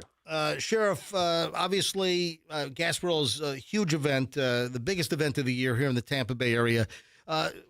The security plans are always vast. You guys do a great job keeping everybody safe. This year, though, we've got a couple of challenges with the weather. We're hearing from, Dennis Phillips, who is our official meteorologist here on the MJ Morning Show. We're looking at wind gusts that could exceed 40 miles an hour. Yeah, I think that good time on the water is going to be diminished. I think you're hearing the same thing. We're asking people to celebrate it by land. If you're not an experienced boater, if you're a novice boater, please, this isn't the time to go out there and test out your skills. Stay on land. The celebration's equally as good. If you look at the old videos, when the pirate invasion actually happens and you have, the pirates roll in on the pirate ship to, demand the key for the city, and all of the private pleasure craft, all of the boats that cram into downtown, if we've got 40-mile-an-hour plus winds and we've got potentially white caps, right off of Tampa General Hospital here, folks. If we have the amount of boats out, they're going to be slamming into each other, Sheriff. Yeah, it's going to be challenging for even the most expert of captains out there. It's always a challenge getting into all those boats crammed into where that channel comes down into the convention center. It's going to be difficult. Again, I've been saying it since yesterday. I thought the 25-mile-per-hour winds were bad enough. Now that we're seeing these wind gusts up to 40 miles an hour, It just doesn't make a lot of sense to grab your friends, grab some alcohol, and say, let's go watch this on the water. You guys have one of the best sheriff's offices in Hillsborough County in the country. You have made sure that your deputies and your agency has the best technology. Your air team is among the best in the country. So let's go over all of the assets that you're rolling out. Marine Patrol. Let's talk about what Hillsborough County Sheriff's Office is doing for Gasparilla safety tomorrow.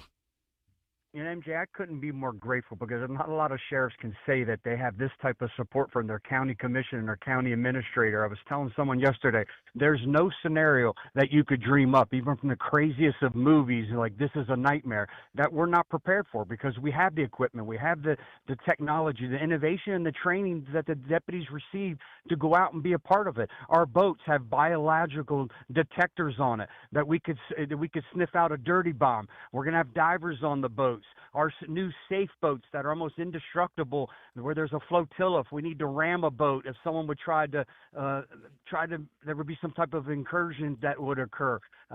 Listen, I don't want that to happen, but I got to be honest. I'd like to see you ram a boat.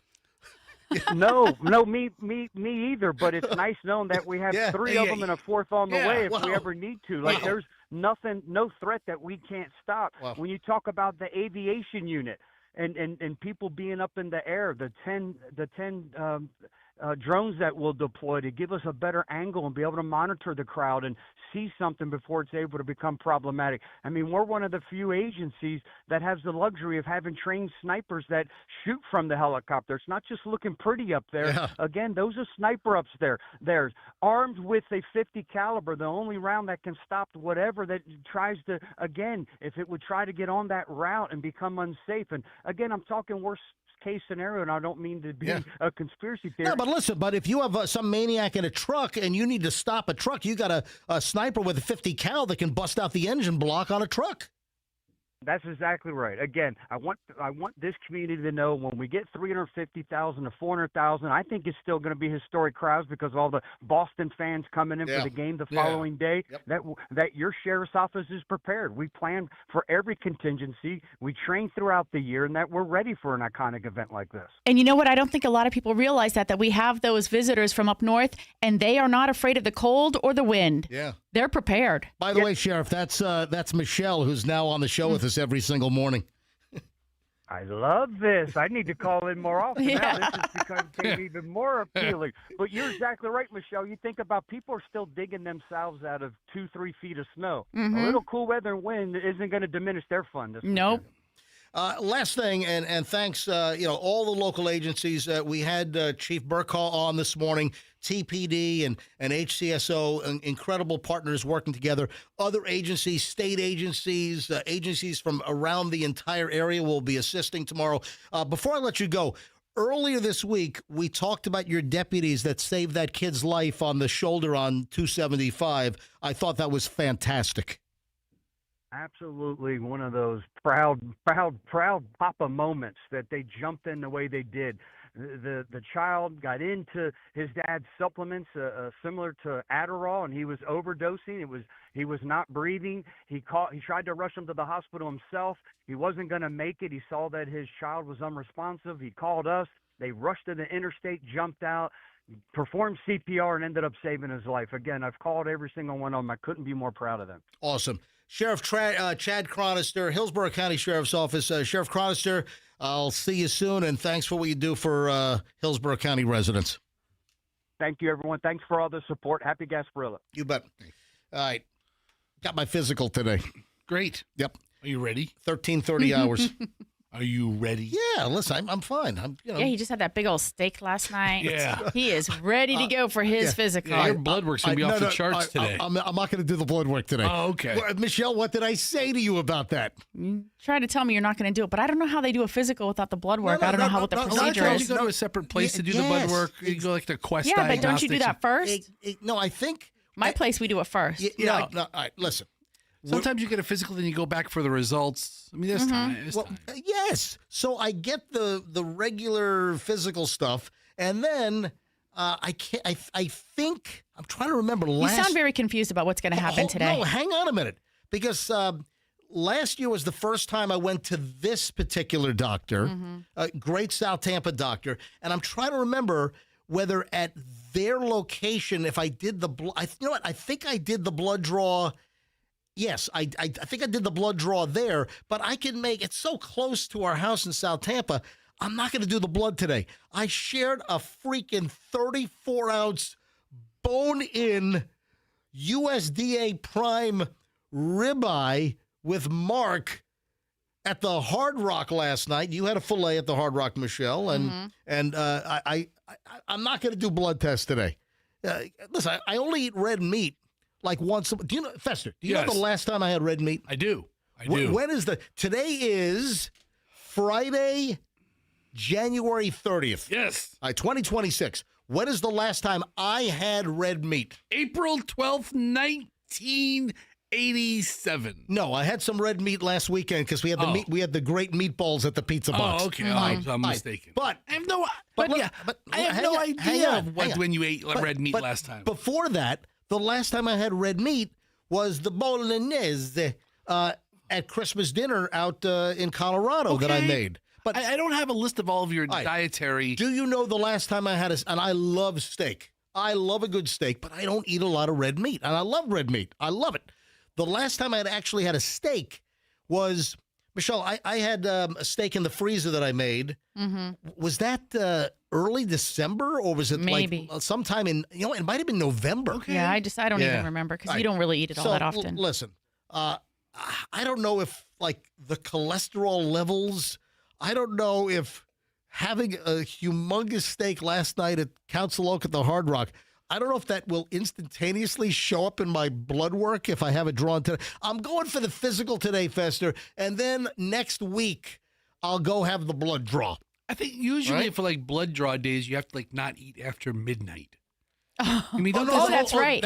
But I haven't. I have not eaten. Did they give you that instruction? You have not eaten yet No. today, but for Oh. blood work, I've had blood work done, and they're like, all right, don't eat after midnight. And I'm like, ha, ha, ha, you don't know me. I just disregard Yeah, that. I'm right. You eat in your sleep. I do. You sleep eat. That's why even if you consciously say, I'm not going to eat, I'm going to fast, got blood work, you can't help yourself. You'll just wake up in the middle of the night. Okay. Are you outing me now for my nighttime eating? All facts. It's the truth. Dude, yeah. You're giving me the business over here. I'm not giving you the business. I'm just telling you. I think you have told us that you've sleep eaten before. I keep a little plate next to the... I keep a drink and I keep a couple of snacks. Sometimes cookies. He has a Ninja air fryer next to. Most wish. people have All right, most people have a lamp or an alarm clock on their nightstand. I have the light of the Ninja air fryer. Fester has a Ninja air fryer on his table side next to his bed. I wish I was that fancy. I love that idea. Make some nice nuggets. Super Bowl commercials. We've kind of sprinkled in some of the stories, as we get them. Apparently, Coca-Cola. Oh, no, it's Pepsi. I'm sorry, it's not. So Pepsi's been doing more Super. Hasn't Coke stayed out of the Super Bowl for a while now? Well, because it used to be the Pepsi halftime commercial, I think. The Pepsi halftime show. Who's the halftime sponsor now? I don't know. It might be Pepsi. Look it up. See who's the sponsor for Super Bowl 60. So it's not Coke. It's Pepsi. Pepsi apparently is doing a spoof on the cheating Coldplay couple. Oh, no. Yeah. These people just cannot get away from that. With two polar bears. But wait a minute. The reason why I said Coke is, aren't the polar bears a Coke thing? Well, maybe, that's why. So the Coke, the polar bears that are a Coke thing are drinking Pepsi, and they're hiding. They're cheating on Coke with the Pepsi. Yes. So that's the premise. I've seen. All right. I think either the commercial or the lead into it. You know how they sometimes do a little lead into the bigger commercial that is going to air, but they don't do the polar bears as cutely. They're I think it's a person dressed up in a polar bear costume. Then they're mocking it even really, more. They totally are. They're it's shaggy and not really attractive. Coke caught flack about this AI polar bear that their images. It's the Apple Music halftime show. I thought so. And now Bad Bunny is the performer. But yeah, I mean, the Pepsi commercial with the polar bear is pretty creative. Hold on a minute. What? What are you saying are bad polar bear costumes with people inside? Yeah, I thought I saw a commercial. I mean, maybe the AI was so good that it looked real, but I don't think it included the full bear. Because I only looked up at the TV for a second, and it has a bear walking to a TV, I think, and then there's a desk or a table in front of it, and it has a Pepsi and a Coke can, right? Yeah. They're doing a blind taste test or something. Right, yeah, so I think the premise is that the polar bears take they take the Pepsi challenge and they pick the Coke polar bears choose Pepsi over Coke when taking the Pepsi challenge. This is from the Today Show, either today, or 18 hours ago. So it was yesterday. Yesterday, all right. Yesterday, Today Show aired this commercial. All right, roll it. Let me hear it. Polar bear doing a blind taste test. All right, here we go.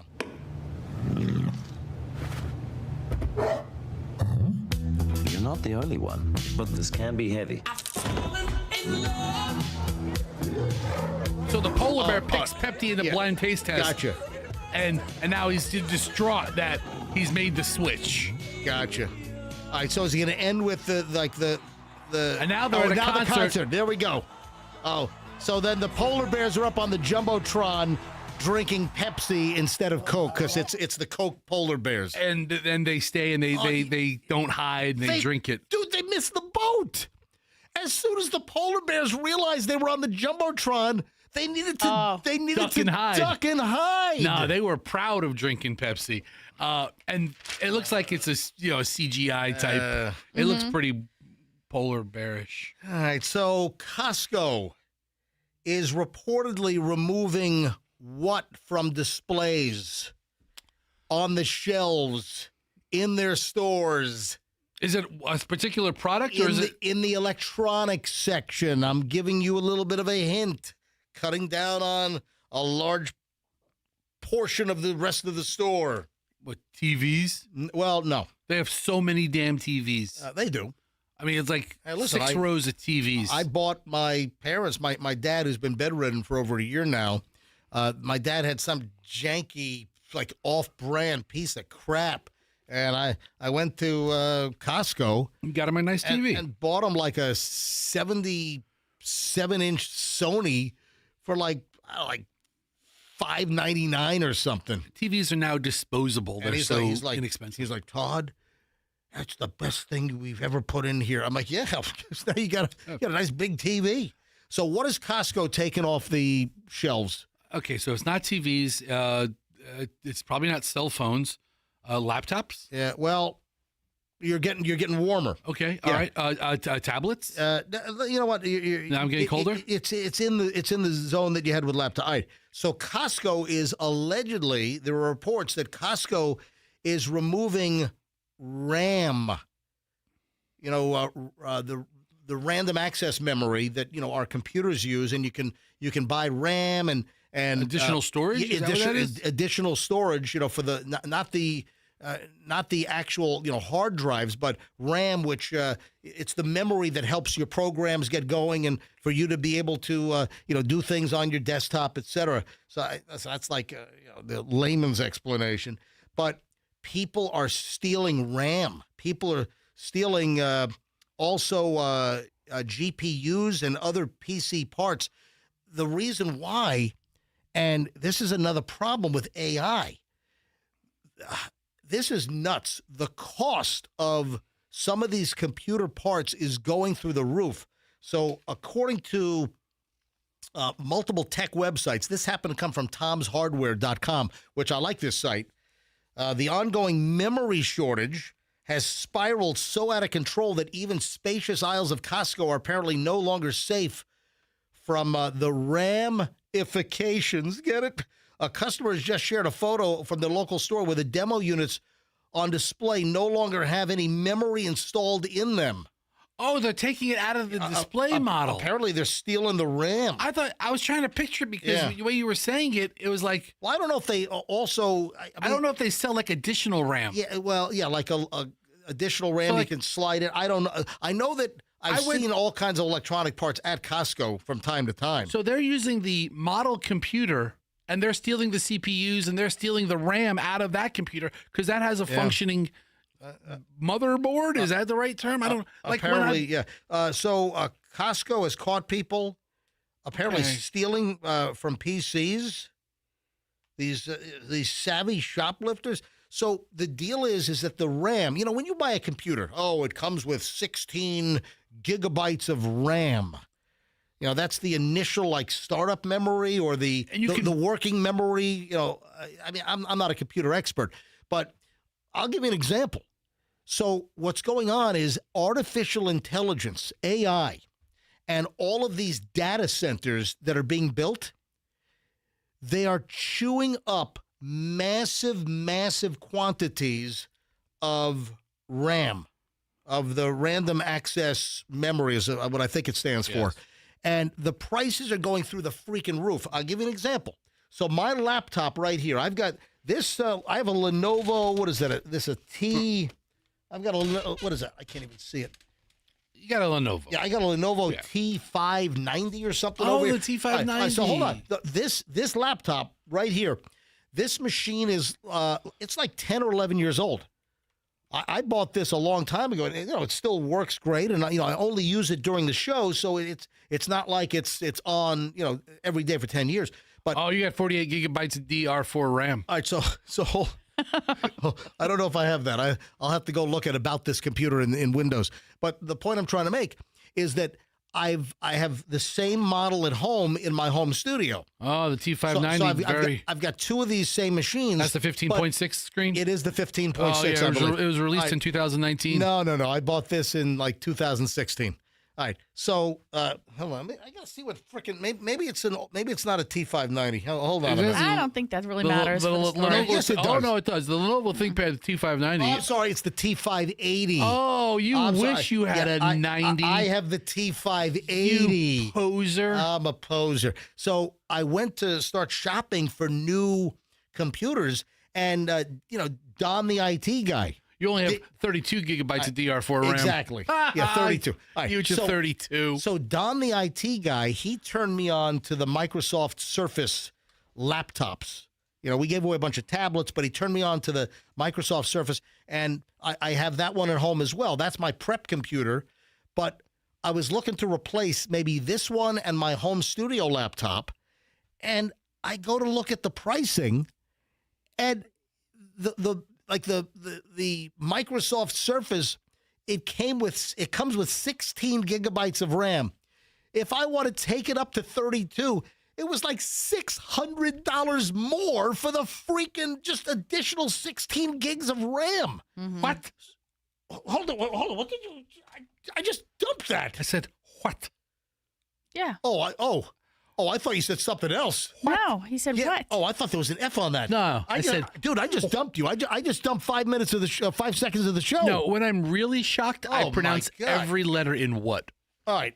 What? Oh, God, it sounded like something else.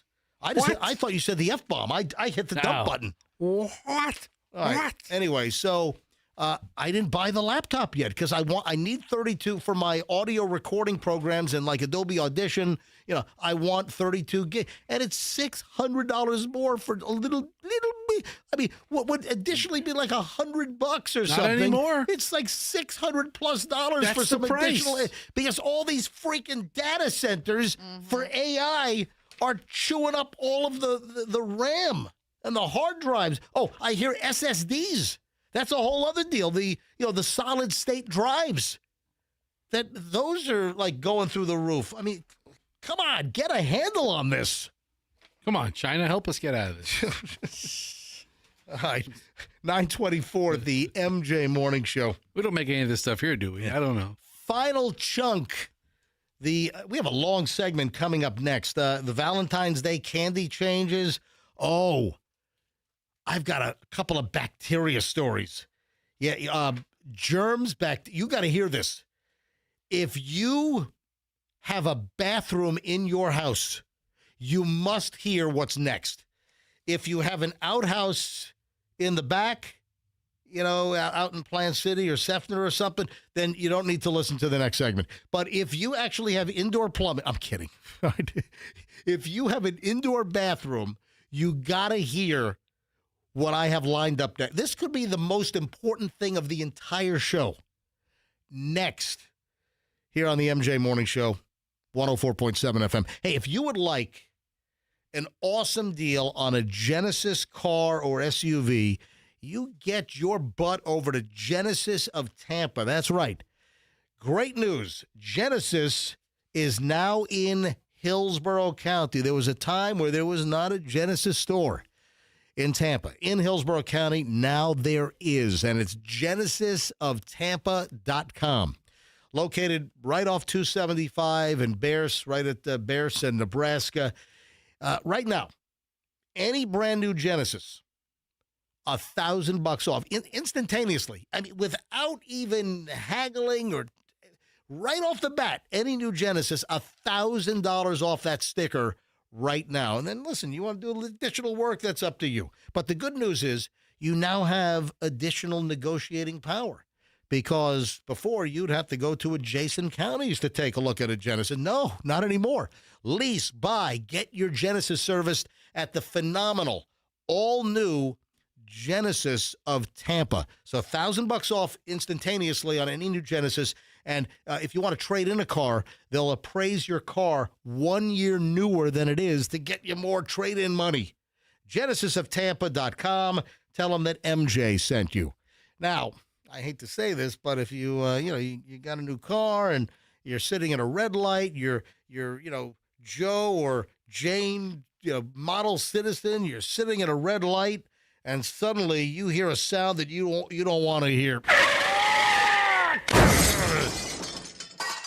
Man, you get rear-ended. Next thing you know, your back bumper is in your back seat. If you get nailed, you need a great law firm to put the pieces back together. Not just your car. Maybe it's your back, your neck, whatever. Maybe your nostril fell off. This is where you get a hold of the Kemp Law Group. Accident or fall, you call Kemp Law. KempLaw.com. You don't pay a dime until they recover for you. You get the entire Kemp Law team behind you. They know the navigation and the court system. They know how to deal with the insurance companies on the other side and their lawyers and all that crap. You on Kemp Law. Accident or fall, you call Kemp Law. Tell them MJ sent you. KempLaw.com. The earlier accident in Tampa on the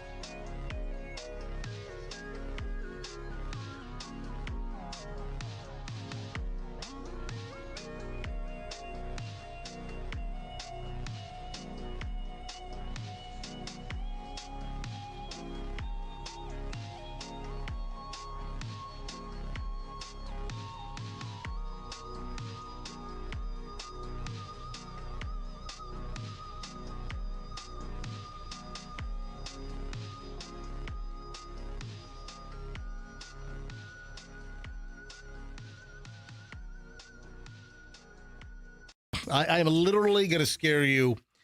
I'm going to show you an image in studio. I'm also going to hold it up to MJTV. It is a full color booking photo.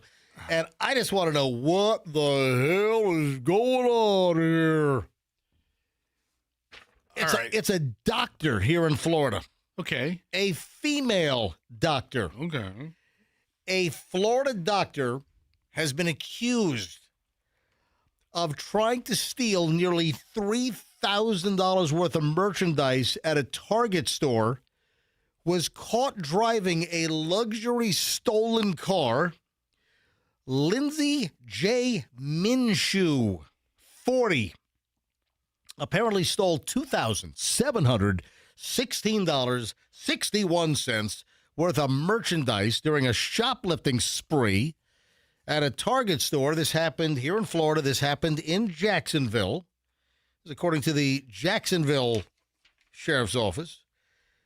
Minshew is a practicing medical doctor who completed her residency at the Mayo Clinic in 2017. In this case, she did not hold the Mayo. She's worried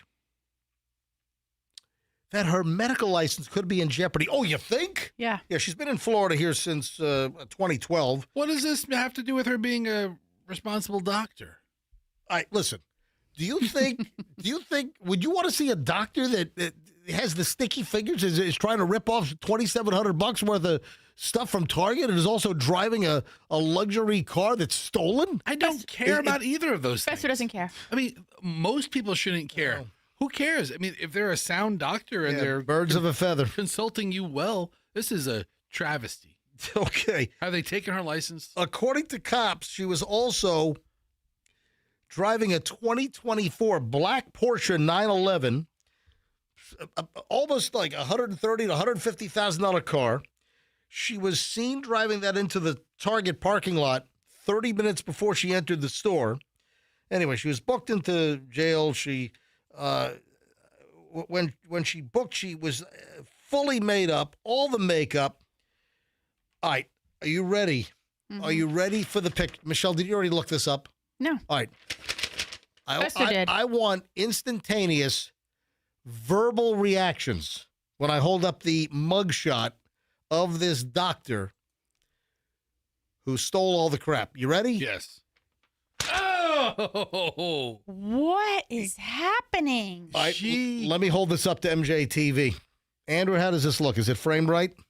She looks like a male dancer, like ballerina, a male ballerina. Wait, I gotta see it again. What is this? Okay, so I think that person has had some serious facial reconstruction. Yes. There's a thing now where everybody's going for this very triangular, like cheekbone. Yeah. Or very, I don't know how else to describe it. Like just, oh. All right, I'm holding it up again to MJTV. I'm trying to figure out what in the wide world of sports is going on here. What? Oh man, that's interesting. That's not a good look for it. My God, what is going on? Michelle, Fester. What's happening with these? So her hair is bleached blonde. It's totally bleached. She's got a short, like buzzed crew cut that's that's like Guy Fieri, bleached blonde. Her eyebrows, though, are like full wide Sharpie. You know the wide Sharpies? Yes, like the one you use to make like signs. Michelle, what's going on here? It's like the markers they use for the cue cards on like the TV shows. I don't even know. What is happening? And then this gaunt, like withdrawn face where, it's almost like she's sucking in her. This is just bizarre. And Fester would be happy to go to a doctor that's a shoplifting, Grand Theft Auto, or whatever. Listen, she gets you your Adderall prescription. Who cares what she steals? What the hell are you saying? Place multiple items on top of each other. She, this whole little stack scanning deal. Yeah, she apparently did that to the tune of $2,700. That's bizarre. Valentine's Day, what? A couple of weeks away? Is Valentine's Day the 14th every year? It is it's the 14th every year, but this year it falls on a Saturday. Okay. Which is good and bad for Well, let me tell you right now that restaurants like it when Valentine's Day is like on a Monday or Tuesday. Yeah, because you go out to dinner on a night you normally don't go. Exactly. Restaurants get jammed up. It's like bonus night, because if Valentine's Day is on like a Monday, Tuesday, Wednesday, restaurant has a chance to, really jam up sales for the week on a day of the week that's normally not that busy. So it's a Saturday? Saturday, because tomorrow is the last day of the month, and then Sunday's the first. Gotcha. So those little sweethearts, the little chalky candies, I mean, really, they're kind of like Pepto-Bismol tablets. They taste much better. Then I got to be honest, I think they taste the same as Pepto-Bismol tablets. So those little sweetheart candies with the little sayings on them. The Be Mine, the Love Bug, the Puppy Love, Miss You. I got the clap, Get yourself checked. Exactly. I'm supposed to notify all my partners. You have to read both sides of the... Right. So they're putting new slogans on the little sweetheart candies, I guess, this Valentine's Day. Like what? Hold on. It's Spangler's? That's the name of the company? Spangler's Sweethearts. Not to be confused with Sweet Tarts. Yeah. Right. Which, by the way, Sweet Tarts, one of the worst Halloween candies you can give a kid. I guess I've never known the company's name was Spangler. I didn't know either. Is it owned by Spanky Spangler's family? Spanky Spangler. Remember we had that audio bite? God, I got to find that. I'm starting to find some of my old favorite audio bites. Hang on a minute. Here's a great one. This is an oldie but a goodie, right? Michelle, see if you can tell me who said this. You ready? I just dug this up out of the archives. Listen. Strategery. Oh, I know who that is. Who said that? Will Ferrell. Say it again? Will Ferrell on SNL. It is. It was Will Ferrell doing George W. Bush years ago on SNL. Strategery. Yeah. Strategery. Yep. Strategery. Yeah, I found that one. I gotta find the Spanky Spangler. So get this. Yeah. Spangler owns Sweethearts. Oh, wow. They own Dum Dums. Oh, Dum Dum Lollipop. By the way, those Dum Dums are tiny, tiny. Have you seen how Dum Dums now, the stick is bigger in diameter than the candy on top. It's like a BB. It's like a tiny BB now. I remember those Dum Dums, had a good, size to them. All right, so they own Dum Dums. Dum Dum Lollipops. Necco wafers. Yeah, those, I'm not a... Bit O' Honey. I like Bit of Honey. Those pulled out a couple of my fillings. I guess Starburst makes a lollipop that they produce. All right. And Circus Peanuts. Oh, wow. So the Spangler Candy Company since 1906. Yeah. All right. I didn't even get to my story yet. So what are they putting on these hearts? New sweet messages like share login. Like let's share our login passwords. Oh, split rent. Really? Cook for two. Aren't these like normally for like, kids as like a throwaway candy? Oh, you're right. Carpool. Buy in bulk. Oh, that is interesting, Fester. Are they trying to appeal to a different audience? This sounds like people like cohabitating together in their like maybe early 20s. Right. Like friends with benefits or something? Something like that. Yes, Fester's right. I mean, it doesn't seem, I don't think the kids would get it. Hey, Dad, can we split rent? Yeah. I'm like, yeah, that's a great idea. It's like if you buy these candies this year, they're going to be new ones added to the classic slogans like Cutie Pie, Marry Me, blah, blah, blah. All right, there you have it. All right, I have a bathroom alert. Folks, this is crucial. Listen up. Bathroom alert.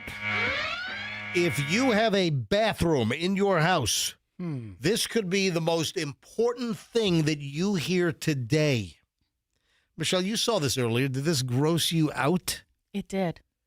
We have in our master bath, though, our toilets are in little closets. Maybe we were just foreshadowing. Mm-hmm. Yeah, a lot of bathrooms are like that, where they have like the water closet. The water closet for the commode, and then you have like the Because two people can use the same room at the same time. Yeah, yeah. So, our master bath, when we designed the house, I've got a vanity, which is small on my side.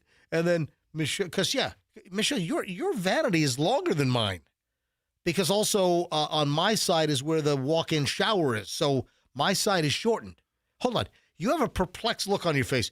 You don't know that your countertop is larger than mine? It's not by much. Okay, well, why don't you measure your counter later? We'll measure it when we get home so I can prove it to you. And you know what? I've never used your toilet.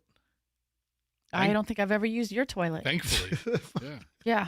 That's your mother was the one who said, get your own water closet. And I was like, really? And she was like, yes. Because he's a sprayer. Well, well, listen to this. Can bacteria from the toilet really travel onto your toothbrush? Of course it can. Oh, God. I mean, if the particles are airborne. Yeah. Well, we've heard about this. They land where they land. We've heard about put the lid down when you flush. We've had multiple stories about the toilet particles and getting aerosolized and whoosh, being pushed up in the air. So you got toilet mung. If you're like toilet is right next to your vanity and you got your toothbrushes on the vanity and you flush your toilet, all that potential toilet spray aerosol is up in the air and it's landing on your toothbrush. I mean, your toothbrush? I mean, Michelle, do you keep makeup brushes out? No. Some people have their makeup But brush. hang on a minute. It lands on everything. It does. You're right. But our toilets are in these separate closets inside the master bath. So that's going to, I think, tamp some of that danger down. Also, I don't leave my toothbrush out on the vanity. Mm-hmm. I put my Sonicare, I put the little plastic cover on my, by the way, the new Sonicare heads with that new little cover. I mean, what kind of an imbecile designed that cover? It barely stays on there. You are so disturbed by these things. It is. I'm disturbed by the Sonicare little clear plastic covers that they came up with now. They suck. They barely stick on there. I need to make you a therapy appointment. So you all right. I can air all this stuff out? Right. You can explore these issues with somebody who's qualified to help you manage your concerns. But I put my Sonicare in the drawer. Yeah. Also, I don't want anyone else handling my toothbrush. So, I don't think I've got this problem. But, however, bathrooms can be little nasty germ bombs, and the you know what I guess plumbers call the toilet in the bathroom? What? They call it the brown corner. What? Yeah, that's apparently a term that plumbers use. Yep, the brown corner, and that makes sense. It's the toilet plume, and there are videos against a dark background with high-speed photography, and when you flush the toilet. It's like a plume. Yeah, you know the photo of the bullet piercing through the apple. Yes, that slow motion. Well, or there's film of that as well. It's just like that. I've seen the photography where they get the toilet spray coming up from just a standard flush. It's a poop plume. Exactly, and that's landing on your toothbrush. So just thank me now, okay? Did you say stank me now? Stank me now. Just stank me now. Anyway, just stank me now. I'm going to stank you. Ugh. Yeah. And then speaking of germs, more germs are transferred by shaking hands than by a kiss on the cheek. So you're better off. You're at a business meeting. You got Fred, who's, with the ABC cable company, and then you got Jerry. They're trying to put together a deal, and it's better for them to kiss on the cheek than shake hands, germ wise. We have a big meeting today with Fred and Jerry. Going to French kiss them. I didn't say French kiss. I said a little. So kissing somebody on the cheek. Stop. Let's do business, Fred. Jerry's in on it. I'm a little health kick here today. And Michelle, you never got your shingles vaccine. No. If you've had chicken pox, the shingles virus is already inside of you. Do you remember our kids who loved that? Julian and Chloe. They loved it for some reason. I think it was the the voice. It was so like kind of stern, monotone, but also- Informative and yeah, firm and alarming at the same time. So they would just walk around the house and be like, "If you've had the chicken pox, the shingles virus is already inside of you." And we're like, "Stop!" They were just walking around doing voiceovers. So I don't know what was that, like 15 years ago, maybe whatever it was. There was that commercial on TV. I think it was that like for Shingrix or something for the vaccine, and the kids are running around. If you've had chicken pox, the shingles virus is already inside you. They would just blurt it out. We're at dinner. They're just blurting that out. So whatever reason, they loved it. So I did. My doctor did say, hey, you know what? Good idea to get the shingles vaccine. And I did, because I had chicken pox. Michelle, you had chicken pox. Mm-hmm. And now they're saying that the shingles vaccine is linked to slower biological aging. Michelle, you do all these facial treatments and a little bit of Botox here and there, but you haven't gotten the shingles vaccine. That'd slow you down a lot. You want to look at day over 53. Yeah, exactly. Is that right? Yeah. Okay. No, but I'll look into it. Go get the shingles vaccine. It was like 2 doses. You get one, and then you wait like a month or something or whatever, or 2, whatever it was, and then you get the second one. I had 0 side effects. Did your kids have chicken pox? Nope. They did not. Yeah, my Hadley and Hudson have not had chicken pox. I remember when there was everybody had chicken pox. Yeah. Hold on. Did they have a vaccine against chicken pox? Yes. I'm pretty sure. But will shingles be not eradicated, but I guess right. greatly reduced in future generations? Yeah. Hey, and measles was eradicated. Ooh. Oh. I don't put anything past internet conspiracy people. But, my kids didn't have chicken pox. I mean, my wife said she caught chicken pox because somebody in the neighborhood had a chicken pox party. Oh my gosh! Really? One kid had it. I remember hearing that. Yeah, I remember when But Allison is so young. That should not have been happening when she was a child.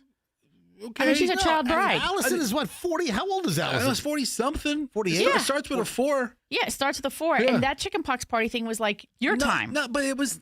When did chickenpox start not being a thing? I don't think it's know. only in the last 30 years. I remember hearing about chickenpox parties.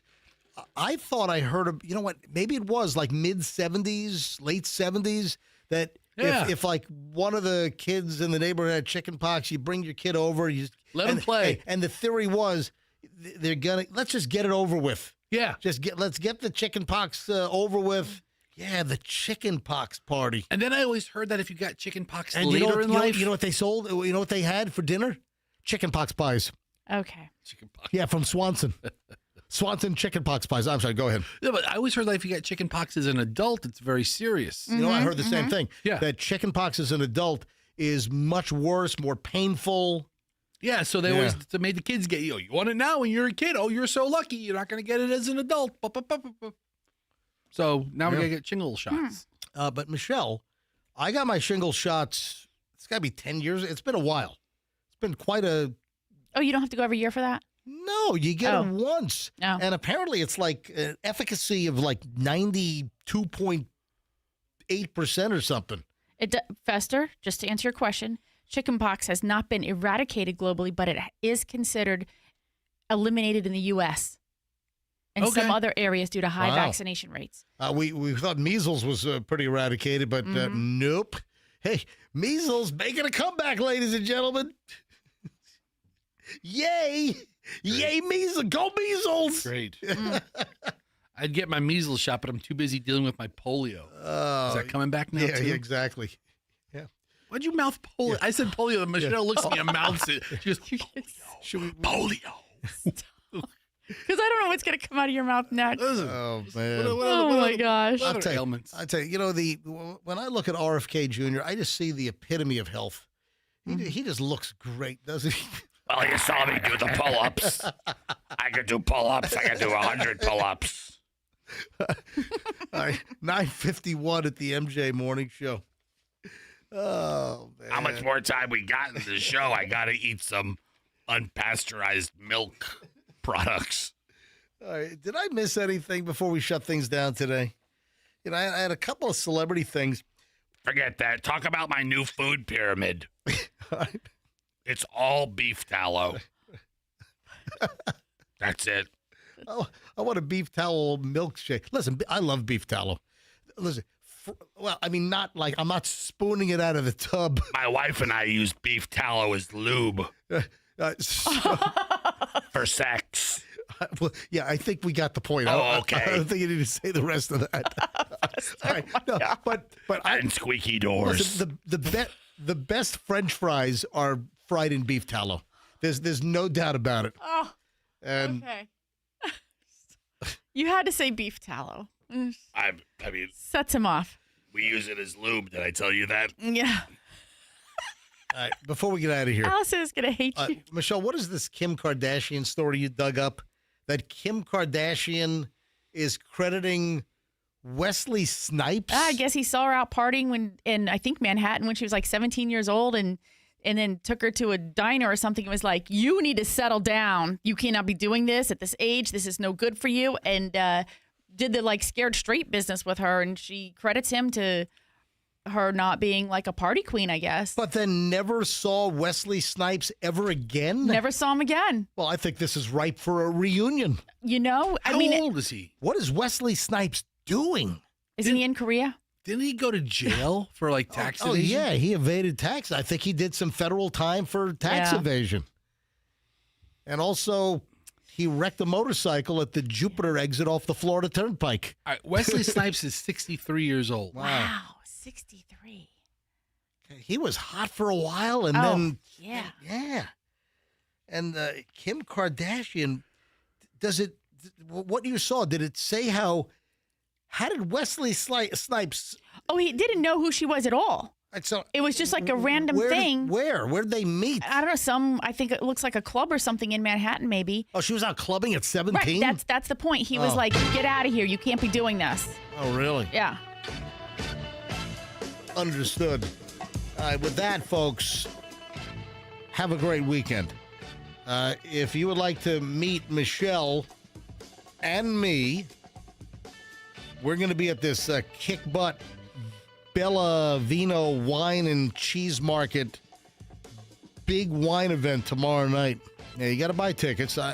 They might be gone, but I know there were a few left. As of like last night, there were a few left. So we're going to be at this event. It's tomorrow. VIP tickets, doors open at 5:15. The general admission, and it's a small crowd, relatively speaking, is 6. So 6 to 8:30. There is early VIP access. It's like 150 like red wines and champagnes. You get to taste with full food buffet and a carving station. We went last year and it was phenomenal. So hey, Michelle and I are going. If you're interested in going, I'd love to meet you at this event. We had a killer time. It's at the Sheraton Sand Key Resort, and it's tomorrow night. So go to the Bella Vino Wine and Cheese Market website. So it's Bella Vino Wine, and they're in Bel Air. Do a Google search, and you can buy tickets on their website. I've got no interest in this. He comped me some tickets, but I've got no skin in this game. It's a great time, and if you want to go, we'll see you there. Folks, have a great weekend. Happy Gasparilla. Stay safe. I'm not going anywhere near it. All right. And let's be careful out there.